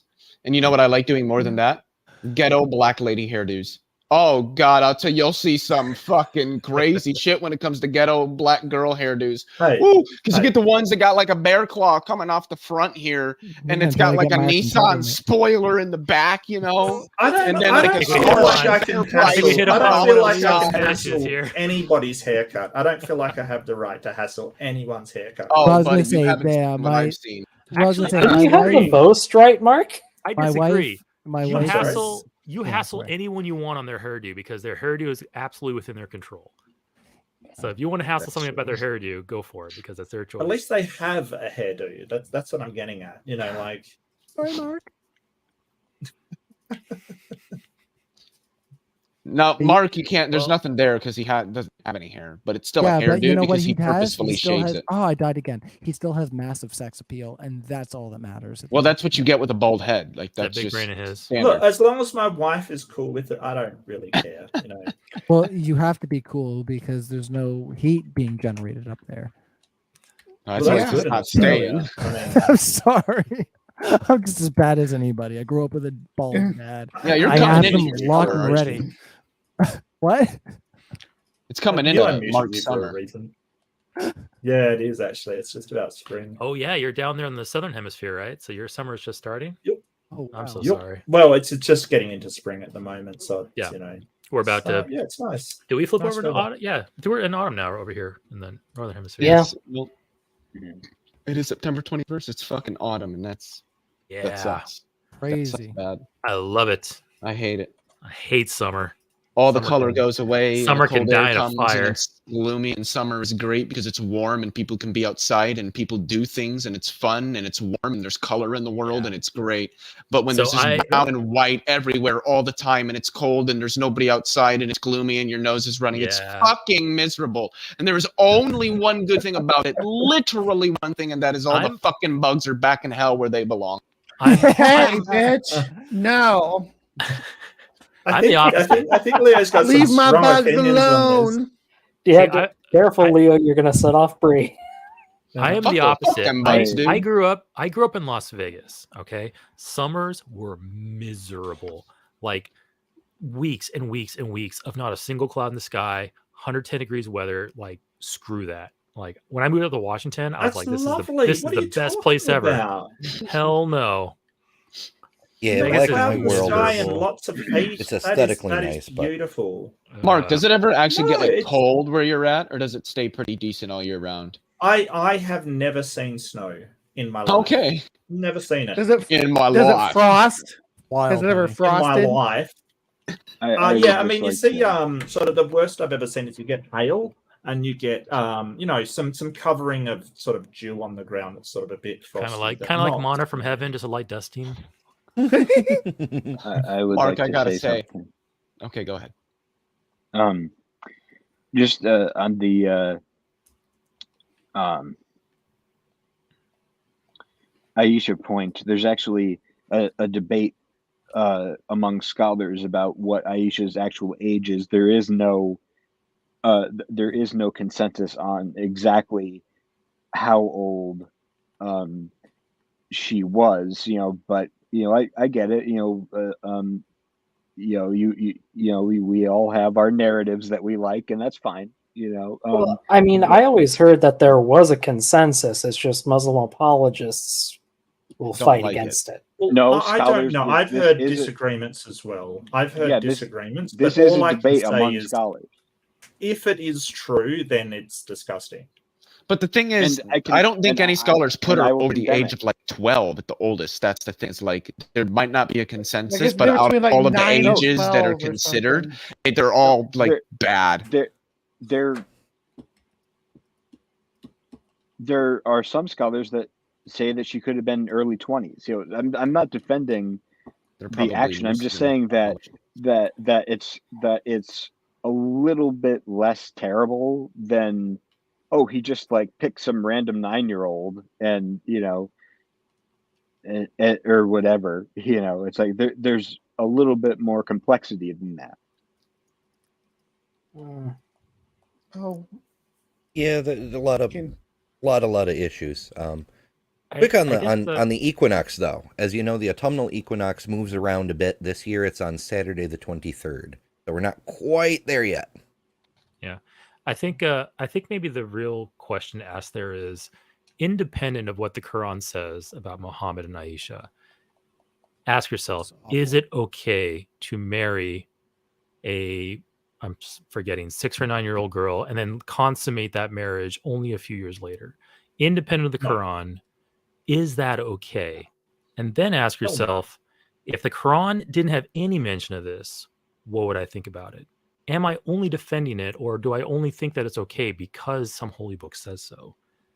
Like, that's kind of really the core of the matter. Does it have to be defended? Like what we were just saying about authors.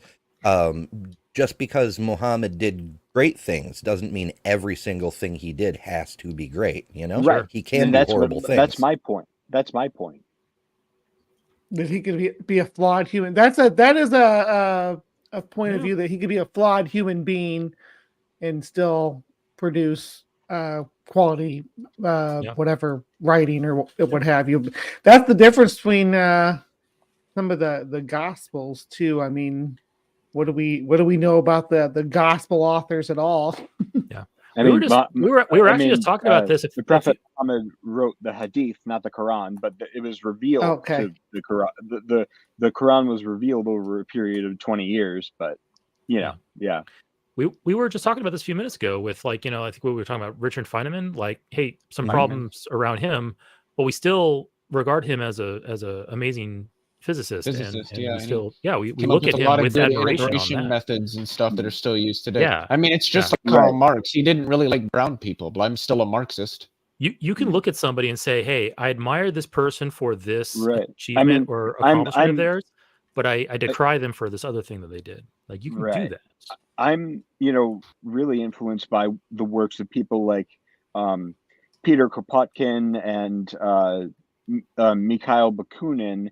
They were vicious, virulent anti-Semites. I don't agree with that, but they still wrote very, very clear and very intelligent works that made a pretty compelling case for their worldview. So yeah, and that's totally fine. Like, it's totally fine to be able to take a person, split them apart into different qualities. Like, this is their professional achievements, this is their personal life and their personal problems, and you can separate the good from the bad.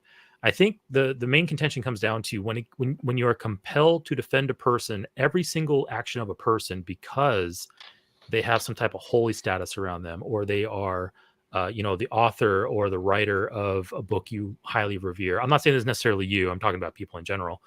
The problem comes down to when you are compelled to defend a person's every action because there is some type of religious or holy association with them. That's when we really get down into those problems there. Yeah, like the Mother Teresa thing. The Catholics Yeah, got Mother all Teresa. kinds of up in arms. God, what a bitch. Yeah. Mother Teresa was terrible. Yeah. Exactly. Really, though, like the only the person whole idea that of like a poor. Yeah, sorry, go ahead. You got more that to I say would be on like this. I'm just really, being really. entertainment. The only person that I would like be really, really upset to find out is kind of a piece of shit. Honestly, would probably be like Sean Carroll. Like, if I found out that he I don't know, propositioned a student or something, I'd be so depressed. Like, dude. What about Sagan? Dude. This is the problem. I don't really this care is the if problem he's with dead, so I mean, like, yeah. This is the problem with the concept of heroes. Like, we're so fed with, like, I love the Avengers, I love Marvel, I love Star Wars, but we're fed this dichotomy of paradigm versus evil, and it's like, just reality is just not like that. Everyone is I guess Luke Skywalker kissed his sister. He didn't know about it. First of all, he didn't know about it. Second of all, he did not do that. You were a little too quick, Eric. Now we have a Luke apologist in here. As somebody who personally met Paulogia, I'm gonna tell you guys, as somebody who personally met in the movie, she says, "I've always known." I was going to say that is a little bit. That's called a retcon, guys. Come on, get with the program here. Here's the thing. So wait, so she knew, but he didn't. When I talked to Paulogia, see, she wanted it. She fucking wanted it. She's She smart, knew, and Luke is not. she knew that he didn't know. She wanted it. Yeah. Hold on. Yeah. Wait. If one of them knows and the other doesn't that make it kind of worse? That's what I'm saying. Like, she was taking advantage of his ignorance because she wanted it. You're killing me. That's You're killing me. I was going to dude. say, when I met with Paulogia, he was the head of Lucas marketing for the Phantom Menace and the Clone Wars and a whole bunch of stuff, right? And Paulogia is cool as fuck. Him and Shannon Q actually bought us our drinks. Me and my wife, we went out to. I think I mentioned this on one of our other podcasts. Him and Shannon Q, we met up with them at Misery, which is a Stephen King. It was a Stephen King adaptation of Misery at Neptune Theater in Halifax, and oh shit, I'm done. Anyways, they ended up buying us our drinks on their anniversary. Wait, you mean the one with James Caan and Kathy Bates? That one?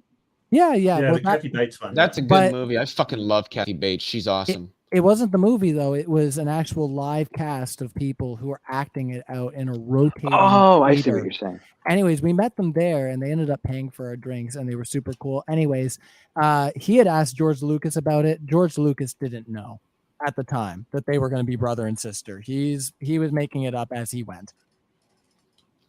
That actually tracks, to be honest. Yeah. I thought, if it makes you feel better. That was commonly known. I hope you it can was. tell in the story. That happens with authors all the time. Do you know really? what He shit? didn't plan Jar Jar Binks? Are you sure? I wouldn't be surprised, man. Do you know how much shit George R.R. Martin said? Yeah, I kind of just made that up. Like I just was writing and was like, well, this will work. Let's keep going. Well, I mean, all of it was made up. All of it, yeah. Well, everything. Yeah, I was gonna say I play a lot of D&D. Real events. Don't lie to me. It says it happened a long time ago. It's a fucking history book. In a galaxy far, far away, Amber. I'll have you know. Yeah. Oh, geography as well. I see. Yeah, exactly. We got placement. We're ready. We're gonna take this. Speaking of George R.R. Martin, if we ever want a change of scenery, I am playing modded Elden Ring right now. Did George R. R. Martin like develop Elden Ring or something? Is that the he was responsible for some of the story. That's pretty fucking badass. Oh, anything but work on his own fucking books, huh? Yeah, fucking apparently. Just come to terms with it. We're never gonna get those last 2 books. He's gonna be dead. Any day now. Don't lie to me. Any day now. No. And it's the convergence. I'm gonna break that spell there, Mark. I'm sorry. He's gonna die, and I'm gonna be like, "We found 3 pages." 3 pages. It's gonna be. We have his notes. We're gonna get some guy that kind of knew him to write the rest of the books, and it won't be quite the same. It's just heartbreaking because it was such a good series. Like if it was really crap, I wouldn't care. But he's too busy spending all that HBO money and collaborating on video games. I can't. And football bullshit for some reason. I can't believe that he let them do what they did to his series. Who the fuck does that? Who betrays themselves like that? He better finish it soon, or he's going to turn into the next Mira. It was 2 guys who wanted to get on to making Star Wars films. Yeah, and then ironically, they lost the Star Wars films because it was so bad. Mm-hmm. And fuck them. Kind of like the last 2 seasons of Game of Thrones. Yeah, that's why I tell people just fuck the series. Just read the books. Just read the books. I just gotta ask: has everybody watched Ashoka? I watched it today. With my uncle. No. Oh, is it Hayden Christensen not just like did it not bring a tear to your eye when you saw him? These last 2 episodes. No, it didn't. I'm sorry. It felt so manipulative to me. I love him so much. I'm sorry. He's very pretty. I don't feel anything for modern Star Wars. I just don't. I've never really. Did you watch the latest episode of Ahsoka? I'm gonna die. Oh no. Die now. Yeah, that's me. Oh no, you are dead. I'm dead again. Like I was never a big Star Wars guy, but a lot of the stuff they've done just is bled that already dry parched. Or I don't know what's drier than dry. They're squeezing blood from a stone. I agree, but at least Ahsoka's doing pretty good. So like it's pretty good so far. Like I wonder, like, because I don't have Disney, so I usually don't mess. I don't with either. Disney. I don't. Well, then what's Ahsoka on? Disney, but I don't have Disney. Okay, fine, whatever. All right. What does that imply? Pedantic is. Look, like I feel like a lot of it would be appealing to my nostalgia of Clone Wars, right? Like that's what I feel like it would be doing, and I don't know. I just don't want to have that. I don't want to be tricked into liking Ahsoka, basically. Yeah. Really did you like Clone Wars, Mark? Yeah. Okay. Yeah, did you also watch Rebels? A bit of it. I didn't get into that one as much. Okay. I didn't think it was as good. Rebels was definitely more kidsy. It got really good near the end, just like Clone Wars started off kind of weak and got really good near the end. If you're a big fan of Clone Wars and what's that? Do you think it started off weak? I thought it started off great. I liked it. I think Clone Wars started off a little weak, but I mean, they're getting their footing. I don't blame them for it. I'm just like, no, that's fair. I think one of my favorite series of all time, Star Trek Next Generation, it started off super weak. Like season 1 was nearly unwatchable, but man, it got so good near the end. Yeah.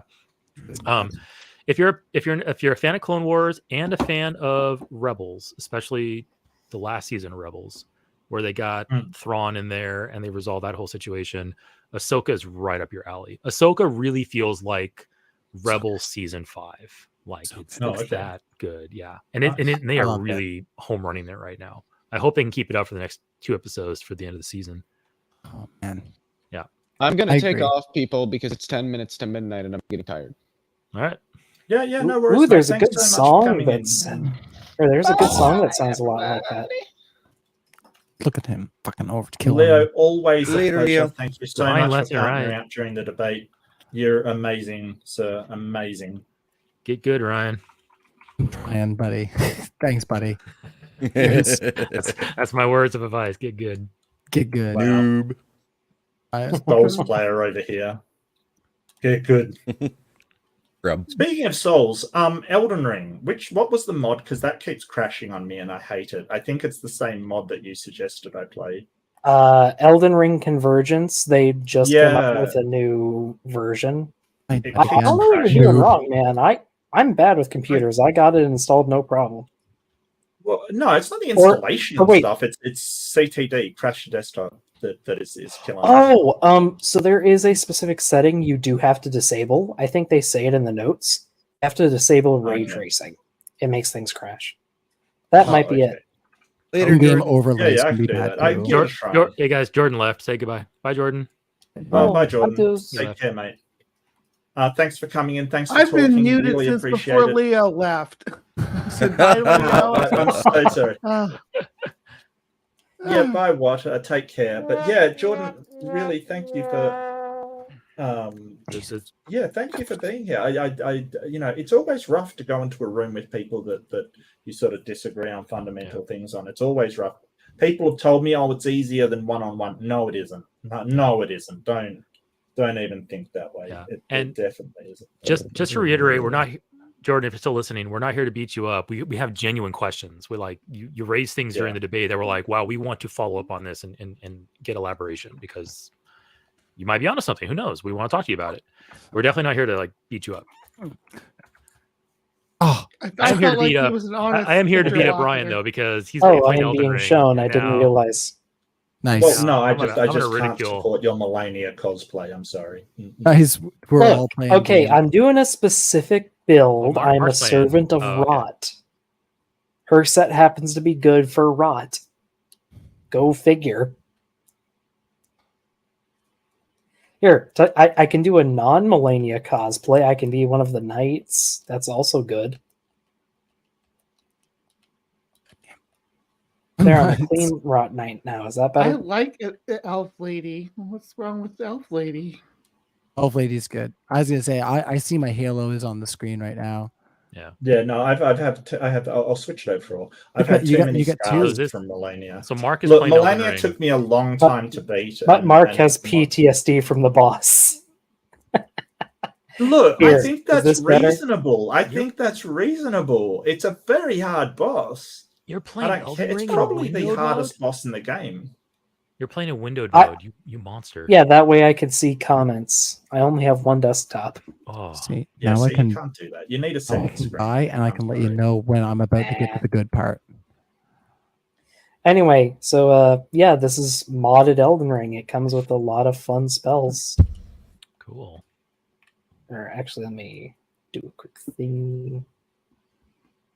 No, that should work. As an example, Mark,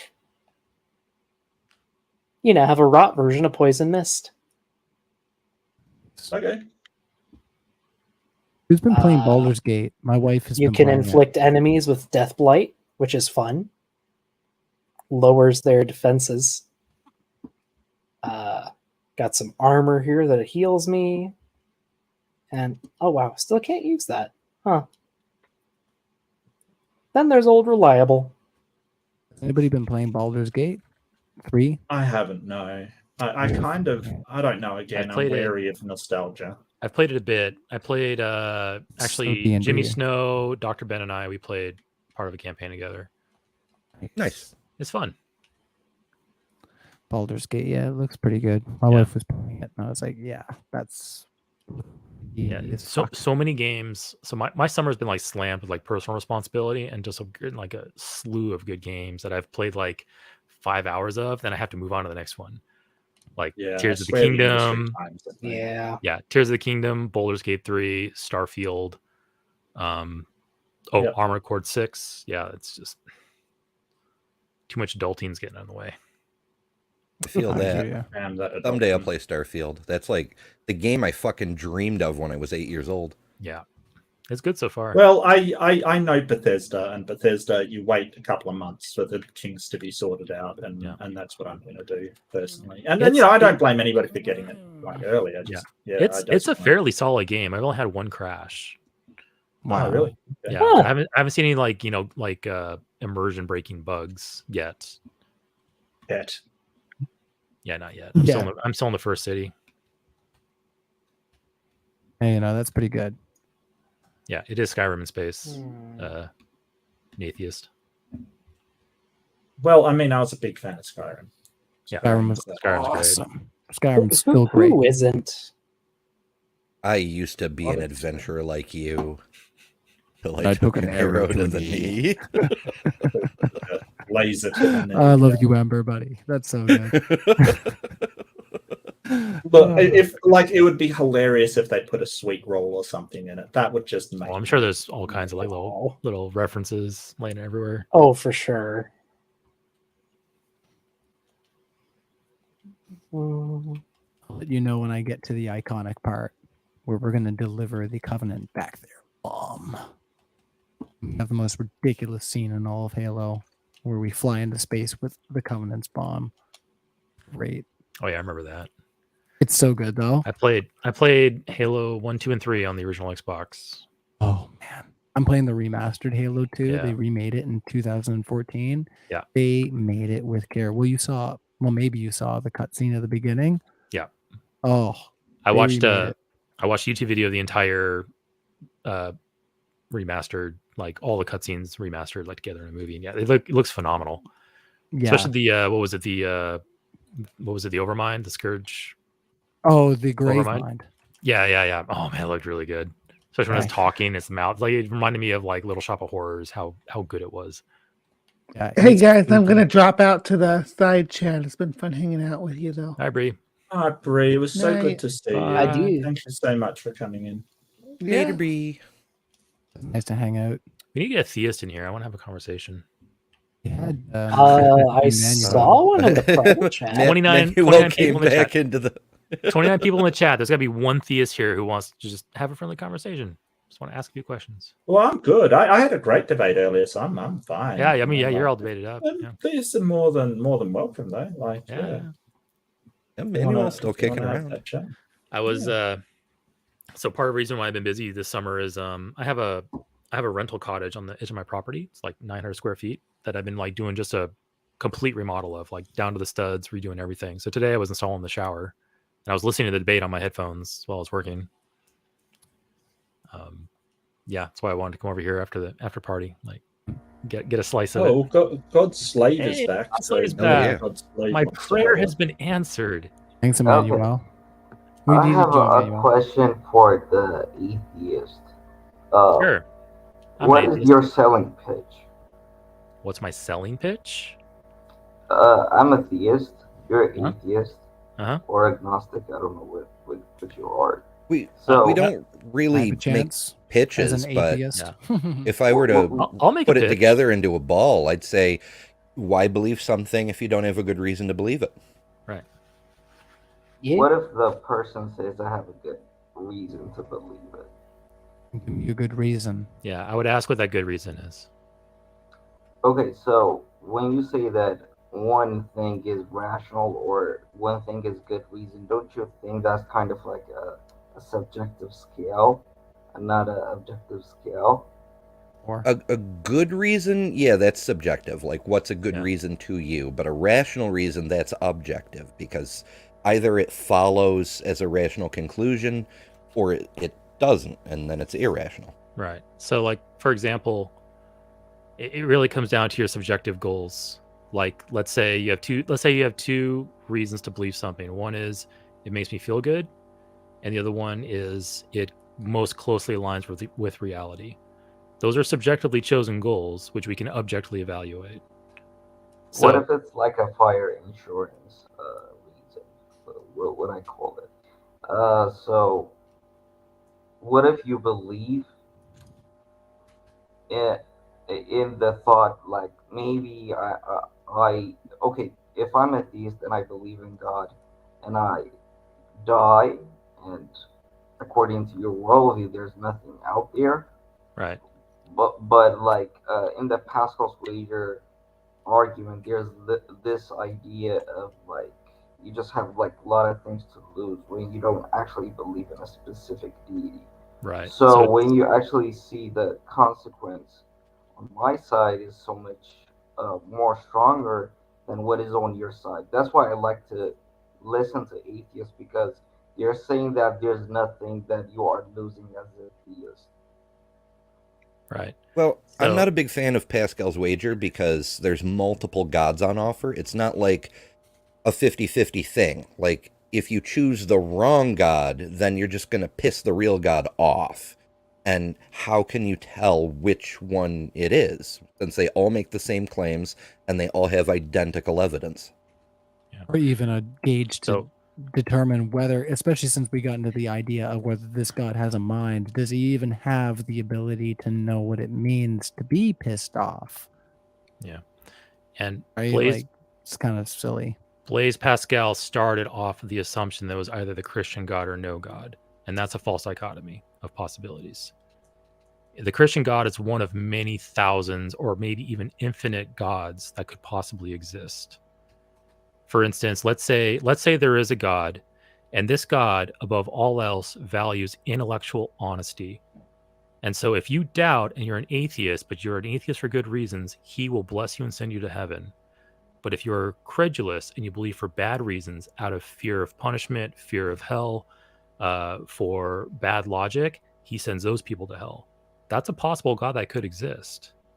So if that God exists, it's better to not believe, because that God will bless you.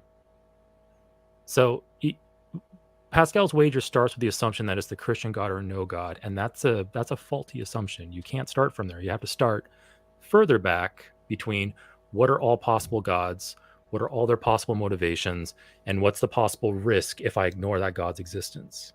And if you look at that, I think it's just a wash. I think if you consider it from that base position, it's just a wash. Like there's no way you can calculate whether it's better to believe and to avoid punishment, or better to not believe and be intellectually honest to avoid punishment, or just don't care about it.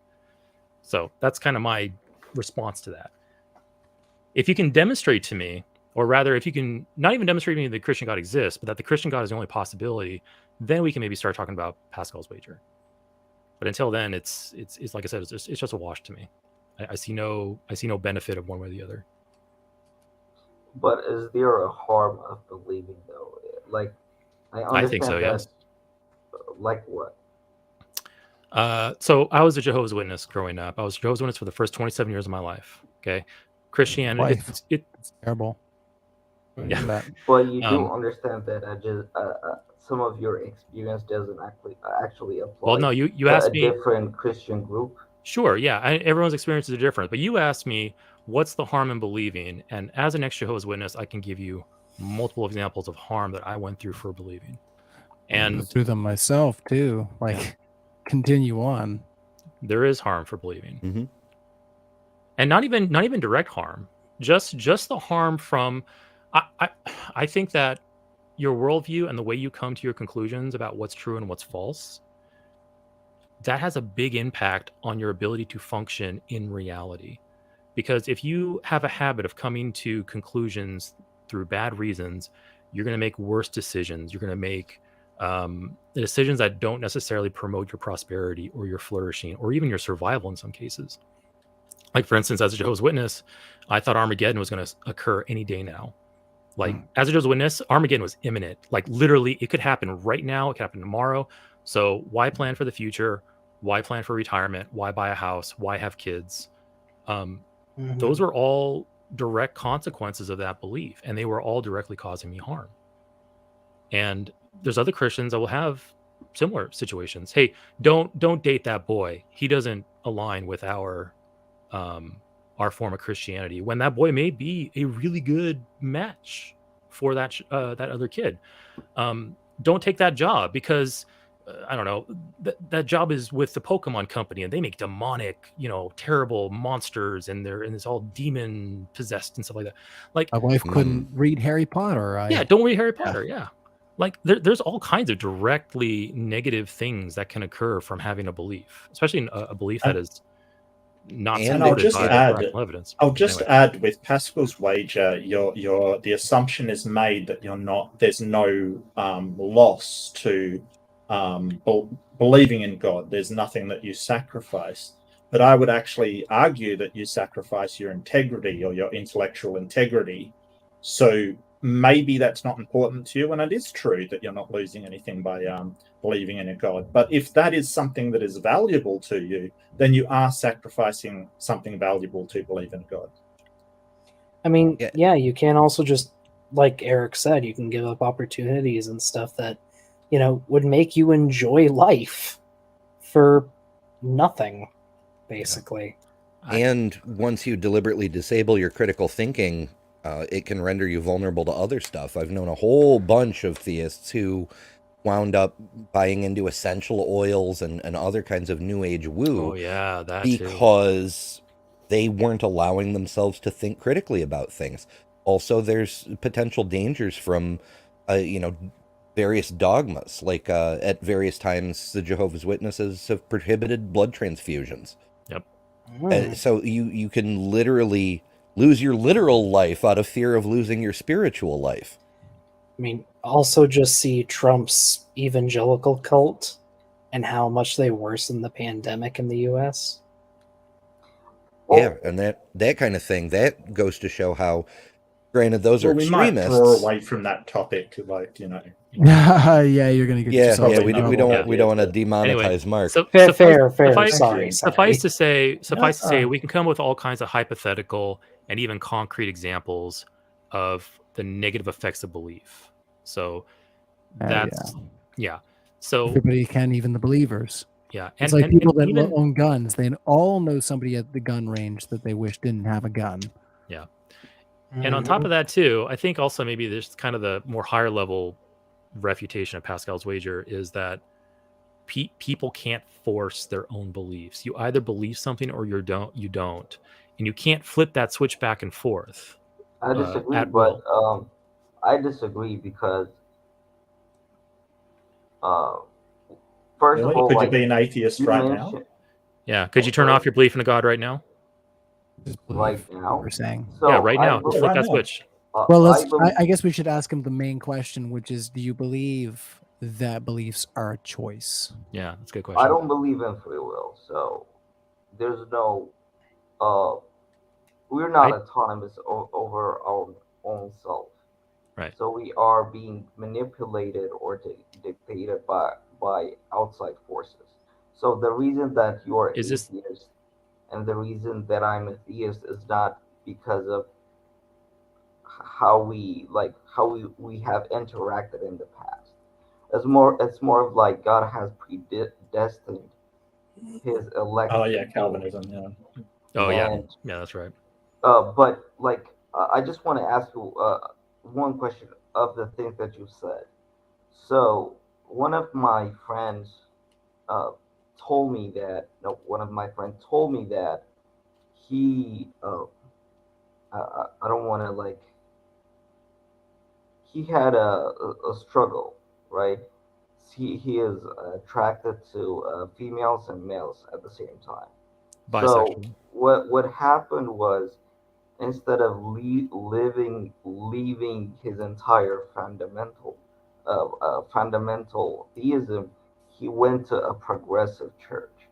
So if you have for example, what you just said, there are Jehovah's Witnesses that think that Armageddon could happen at any time, or you have said the right wing, Republican stuff and all that crap. Instead of leaving the entire sect, why can't you just divert to another one? Because when I was a teenager, I saw how the Mennonites were really harsh, and I left to Pentecostalism instead of Mennonites. So there are like thousands and thousands of sects, even within Christianity. So instead of understand what I'm saying? Like, how do you respond to that? I see what you're saying there. You're asking us, well, why did you just drop belief in a God altogether? Or why didn't you just go shopping for a new Christian flavor? My response to that is that to deliver the bomb, Mark. Yeah, I realized when I left the Jehovah's Witnesses, or when I was starting to fade and get out of it, I realized that my belief in a God was based on flawed assumptions, flawed reasoning, that I didn't have a good reason to believe in a God. So at that point, once I realized that I did not have a good reason to believe in something, it was involuntary. I stopped believing in it. It wasn't, well, I'm going to keep on believing despite not having good reasons.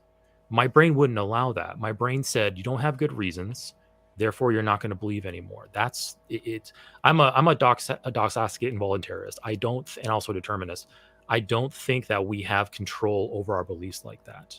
Our brain will either accept or reject a proposition based on our worldview and the available evidence to us, and the methods we use, our epistemology, the methods we use to evaluate that evidence.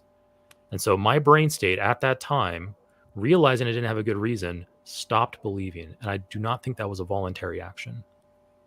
So that's why I didn't go shopping for another Christian religion. That's why I shifted to what I called at the time agnosticism. And after doing some more education, I realized I was an atheist. Yeah, just for me, sorry, I'll just interrupt 1 second. Just from my point of view, I never believed in a God to begin with. I wasn't raised in a religious household. So sort of the question of why you'd go to a different sect doesn't apply to me, because I was never in any to begin with. So I'm not sure how that would even apply to me. And I don't know why you would go to, if you find out that a God, there's no reason to believe in a God, I don't know why you would just change sect, unless you're sort of, and some people do. They change sect to just still be part of a community, and that's fine. I have no problem with that. I don't demand people leave their religion just because they don't believe. One thing I could sympathize with your position is, I have tried too many times to convince atheists to bring them, back to the theist position, and I have even done a lot of research on the New Testament and how I could actually demonstrate that the New Testament claims was out there, and why do you think that there's a strong, whenever I talk to atheists, they have this assumption, oh, you probably think about this stuff. They have made up their own assumptions even before I present the argument. So when I am presenting my argument, you're already organizing your own rebuttals, or are you not? Are you not? What do you mean by that? Are you not when you hear us making? No, because you're not thinking of what you might say in return. That's not what's informing your response right now. I'm not saying I have never done that, but it doesn't happen every time. Sometimes I just hear what you have to say, because the things that you have to say might actually change me to better. But I see agnostics, and even when I talk to Mandela Hunty or Jimmy Snow or whatever, they're too arrogant to even consider my position, because they have made up their minds to I know that they are great people. I understand that they are intellect, but they have made up their minds. I used to be a Christian too.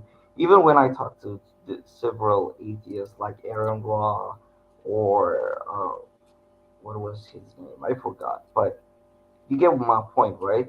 It seems like atheism within itself is an arrogant position compared to. Okay, I'm sorry. It can seem that way because there's a strong emphasis, at least among the atheists who tend to be outspoken people like Aaron and Jimmy and Matt. The emphasis is on rationality, and the belief derives from rationality. So it's not so much that there's an arrogance in the belief. Aaron has said more than once that he actually keeps hoping to get shown he's wrong about something, because then he can stop being wrong about it. That's his ultimate goal. I expect much the same from Jimmy and Matt, although, experiences vary, but you know, that kind of goes two ways too. I've seen Jimmy get very frustrated with you because you've acknowledged that a thing was irrational, but you wanted to keep believing it anyway. And so I can kind of see that. I personally enjoy conversations that you're involved in, whether I'm participating or just watching on a show, because you don't try to push your beliefs. You want to engage with the ideas, and I really appreciate that. And my response to that is actually, I think I partially agree with you on a few of those things you mentioned. You will run across arrogant atheists. It's not the position of atheism that's arrogant. It's the person that's holding that position can be arrogant. And I absolutely agree that there are a lot of arrogant atheists out there. And it's not, I think in most cases, at least with me, and take this for what you will, but I'm not making assumptions against you. But when you start giving an argument that I have heard before, I've thought about before, and in many cases, like with like Jimmy or Matt Dillahunty, they've responded to hundreds of times. It can seem like there's an arrogance there and there's an assumption there, but it's just they've been down this road before. So like when you were starting to talk about Pascal's wager, probably safe to say that Ryan, Ember, Mark, all of us, we're already going to, okay, here's the responses to Pascal's wager. Here's how we don't, why we don't accept that as being true, is because we have considered this many times before. That may come across as being assumptive, that may come across as being arrogant, but it's just when you talk about this a lot, you start noticing patterns, and when you start recognizing those patterns, you start gearing up to respond to that. So, I mean, I agree. There are many arrogant atheists out there. There are many atheists that could probably communicate better and be a bit more open to listening. But in certain cases, like when you've heard the argument hundreds and hundreds of times, I don't blame some people for getting short and getting like, cutting people off and jumping to the end, because it's just another revolution on that exercise that they just don't want to go through. So here's my question, I guess. Go ahead. Yes, sorry, go ahead. No, I'm gonna go grab another drink. I'll be right back. Yep. All right. So, and the reason why is because usually, when we've thought about this stuff a lot, there's usually a process that we go through of how to determine what is most likely true. So, a lot of the time we get sort of approached with processes that don't seem to be able to lead to truth. Like, so I think in the last Muslim debate that I saw, a lot of them were sort of saying, hey, but you've got intuition. And I don't think things like intuition necessarily lead to the truth. So I think that, and I agree with Eric, actually, like just because you're an atheist doesn't mean I think you're a great person. There's some incredibly rude atheists out there. It's just that sometimes when we've heard an argument or it's going down a path which we think isn't rational, we might say, well, I don't see any reason to believe that based upon the system you're telling me of how to get to the truth. I'm not saying you specifically, God's slave, so I don't think you, but if I'm talking with someone and they start saying, well, our intuition says this, I might say, well, I don't see any reason to believe our intuition. I don't mean to be rude. It's just that is what I don't think it's reliable, if that makes sense. I gotta step out, I think. Have a little bit of rusty poo myself, but I agree. It doesn't make sense. I was a little bit leery about tonight's topic where it was hard atheism, because I am in the camp of, if you come to me and you tell me I saw a ghost, I'm going to say, okay, what makes you think that? It's not up to me to prove that you didn't see a ghost, is the way I look at things. And I see it the same way as theism. If that's what it has to offer at the end of the day, is just kind of, whether it's like good feelings or like an argument at populum, like, that makes a whole lot of people feel good. Essentially, it's, once again, I see a world that's being absolutely destroyed by misinformation. Whether you want to say that has religious base or not, it has a basis in the faith-based aspect of I'm going to believe things and I'm going to make up excuses for certain things and not for others, and look into certain things deeper than I will for others because of a certain bias that I hold. I was going to say I am a huge combatant to that type of way that we're going, and I don't think it's new. All right, I mean, back in the 60s,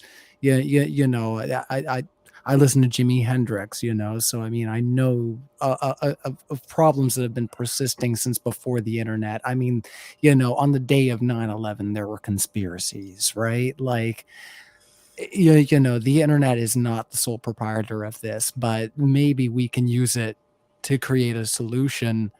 Right now it seems like it's getting worse, but I'm going to get out and get off a soapbox here before Mark mutes me again halfway through. My finger was hovering over. There you go. Thanks, buddy. It was a good meeting around. Thanks, Ryan. So good to see you, we keep hovering over topics that are going to get Mark demonetized. That's fun. Look, it's fine. Yeah. All right, what's next? Who wants to talk about something controversial? Let's go. Let's talk about Leo's question about 6 million dead Jews and why God allowed it. I'm not joking. Before I go, does anybody want to watch me deliver the bomb on Halo 2, or am I going to leave? No, we all do. Let's deliver the bomb. Let's deliver the bomb. Set them up the bomb. Halo 2 remaster. Beautiful. What are you going to do, Chief? I'm going to give them back their bomb. Ooh, that was not a bad impression. That is kind of more like Solid Snake. I have only from ever Metal Gear played Solid. one Halo game, and it didn't really hit me. Yeah, it didn't do it for me either. Yeah, I didn't. So I'm a keyboard and mouse purist. So yes, the fact that Halo was on Xbox only with only controllers, I thought was just an abomination. So I didn't get. Wait a second, I heard you say yes. Mark, did you play Elden Ring with keyboard and mouse? No, but I'm not like, okay, so if movement is your priority, I prefer controller. If aiming is your priority, I prefer mouse. Okay. Yes. Okay. And I will stand by that. Yeah, it depends on game type for me. Yeah. I am no purist. I use whichever is best. Controllers are not inferior. They're inferior for first-person shooters. They're superior on many other genres, like fighting games and like an Elden Ring type Souls game. Yeah. I was going to say, what about third-person shooters? So good. Which is best for those? That's mouse keyboard. Anything with fine-tuned aiming is going to be mouse keyboard. You cannot go controller versus mouse and hope to win. It is just just for reference, this is what it used to look like. This is Halo 2 for the Xbox. Yep. Oh dear. This is the remaster. That's a very good. Oh, you can flip back and forth? That's awesome. Oh, that's awesome. That's like Diablo 2 remastered. You just switch back and forth. Yeah, automatically. This is what it used to look like. God, how do we survive with video games like that back then? And this is what it looks like now. It was about the gameplay, Eric. It was about the gameplay. They weren't as bad back then. It was about the gameplay. Your imagination filled in everything. I was going to say, we were talking about Final Fantasy VII earlier. Have you looked at the original and then looked at the remake? Yeah. Come on, I'm a huge Final Fantasy fan. Wonderful game. Yeah, that was a masterpiece. It's painful, but it's so good. Man, my first Final Fantasy was Final Fantasy. It's actually 4 in Japan, but my first Final Fantasy was Final Fantasy 2 in the United States. Super Nintendo. Oh man, the first one was the best. 4 orbs. That was the whole thing. Yep. I was gonna say mine was number 4 with Cecil, Kane, Rose. Oh, the airships and shit. That was 2 in the US. That's 4 in Japan, but it's the same game. Yeah, it's so beautiful. Mine was Cecil, 7. Rose, Mine was Kane. 7. I was a late bloomer. Mine was 7. That was my first experience with that. Do we have any fans of Final Fantasy That's when 10 you posers all joined the franchise. We're the real Nah, fans. get We out of started, here. we started below Final Fantasy 7. 7 was the last one I played. Eric, your OG as fuck. I am All right, OG love you, as buddy. fuck, yeah. I gotta All step right, out, take everybody. care, It was nice meeting everybody Yep, that I good hadn't talking met. to you. I know I met Emmanuel, but Eric, you're new, so nice meeting you, buddy. And Ember, I'm gonna see if I can get you something fun lined up in the next 2 weeks, because why not? Oh I wanna yeah. hang out. Yeah, I'm gonna go to bed. Cheers, everybody. Laters. Laters. Bye. Does anyone here like Final Fantasy X? Just out of curiosity. There was That was my first one. which uses a wardrobe system that I played, which was actually really good. It was actually pretty damn good, and it was all girls, all using wardrobe, and I think they aimed it towards girls, but its systems were really good, so I enjoyed that. I liked it. It was a solid game. The voice acting turned me off when it was first released, but it's a solid game. It's really, really good. I don't know. I get really enraptured in mechanisms and process. So stuff that appeals to me is stuff like Factorio and Stellaris and real technical. Like the more complex, the better. I just love process and systems. So Factorio is a solid game. I've been thinking I would love to do an Atheist Factorio stream. Like just get as many on as possible. Yeah, let's do it. Make a factory. Let's make a rocket while arguing about things. Yeah. Well, I'm going to wrap up the stream here. I do need to go and do some stuff. So but it was so good to have you all on. It was a fun time. Sure. I don't want to run the after show too long. I stand with Fun and Fancy One. Yeah, hooligan. Yeah, that's why you're a hooligan. Satisfactory stream. Look, Satisfactory is good, but Factorio has more stuff in it. Like it is like you add a few mods to it, like Bob's mods and Angel's mods, and it just gets furiously complicated. Factorio is an amazing game. Yeah.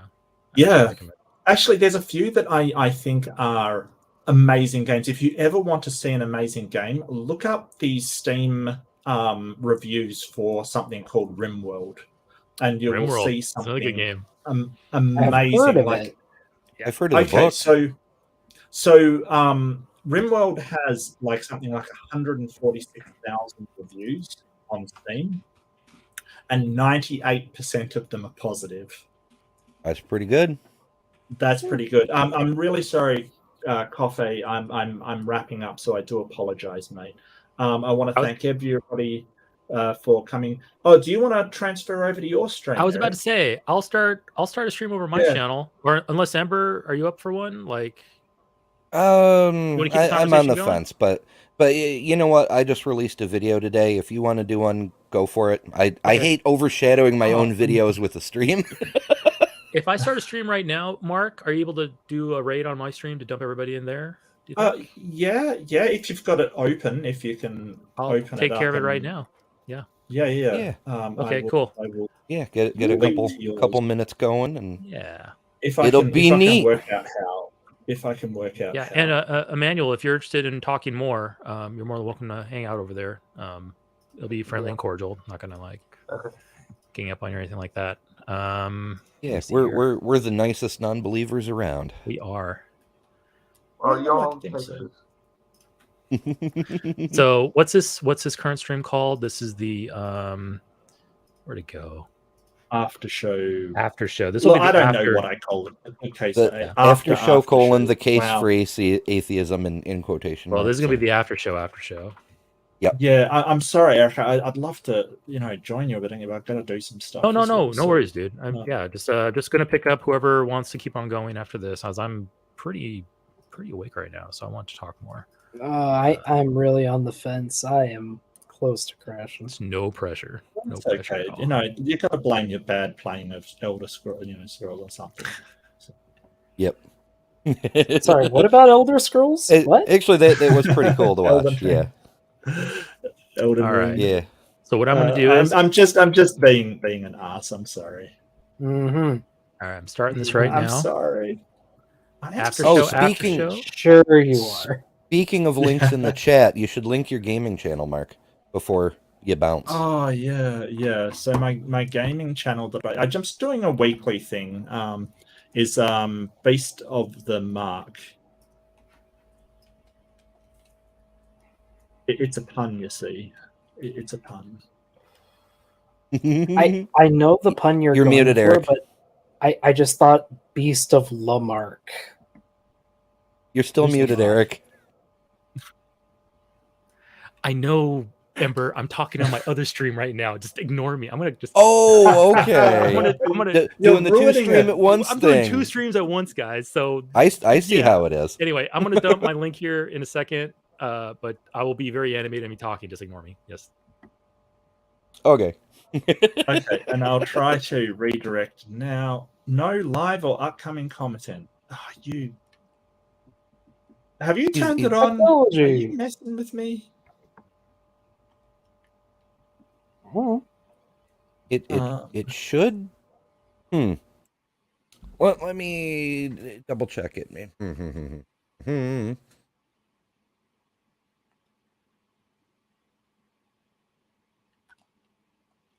What? I can link to myself? Mark, I just put my link to my stream in the private chat. So I'm going to go ahead and drop. Okay. So thank you, Mark. Yeah, sure. No problem. Good job tonight, and we'll talk to you a little later. Yeah, good to join. Over there. Yeah, bye. Yeah, sorry, Coffee. I'll just grab you on just quickly. I'm just wrapping up. I do apologize, mate, but I do have some stuff to do. But you know, you're more than welcome over at Eric's if you do want to drop over there. No live content. It's not sure. Yeah, I'm not finding anything either. That's okay. I'll just link in the chat, and so you know, go over there, yell Mark Raid in the thing because that's traditional. Hell yeah. Thanks, John. Read Raid. Read Raid. Hey, do you mind putting one in the private chat, man? Hey, I appreciate it, Mark, man. Thank you, man. Maybe next time we could talk. Yeah, sure. Sure. It's in private chat if you do need it. The link to the thingo, and Eric will be over there taking questions, and he wants to talk about theology, which it's beautiful to see. I'm kind of tapped out and I got some stuff to do, but thank you so much, everybody. No, don't be sorry. No. You're more than welcome, Coffee. Just bad timing, mate. But all good. Maybe I'll catch you on a better time. I've been wanting to talk to you, man. Appreciate it. Yeah, sure. Yeah, well, I haven't been, since I've been doing my own stuff, been having trouble getting over to Amy's that much, you know, like it's just been sort of hard for me. So, but no worries. I'm sure we'll meet up soon, Coffee. Not a problem at all, mate. Cool. But thank you so much for being here. Thank you, everybody. Thank you, Ember. Appreciate it. Doc, you know, of course. You're beautiful people. Love you being here, and thanks for the support. And thank you for your support, everybody. I really appreciate you watching, really appreciate you coming along to support me in these debates. And I had an absolute blast today. It was really good. So thank you so much. Be kind to yourself, be kind to each other, and we can make this world a better place. Love you all. Take care. Bye-bye.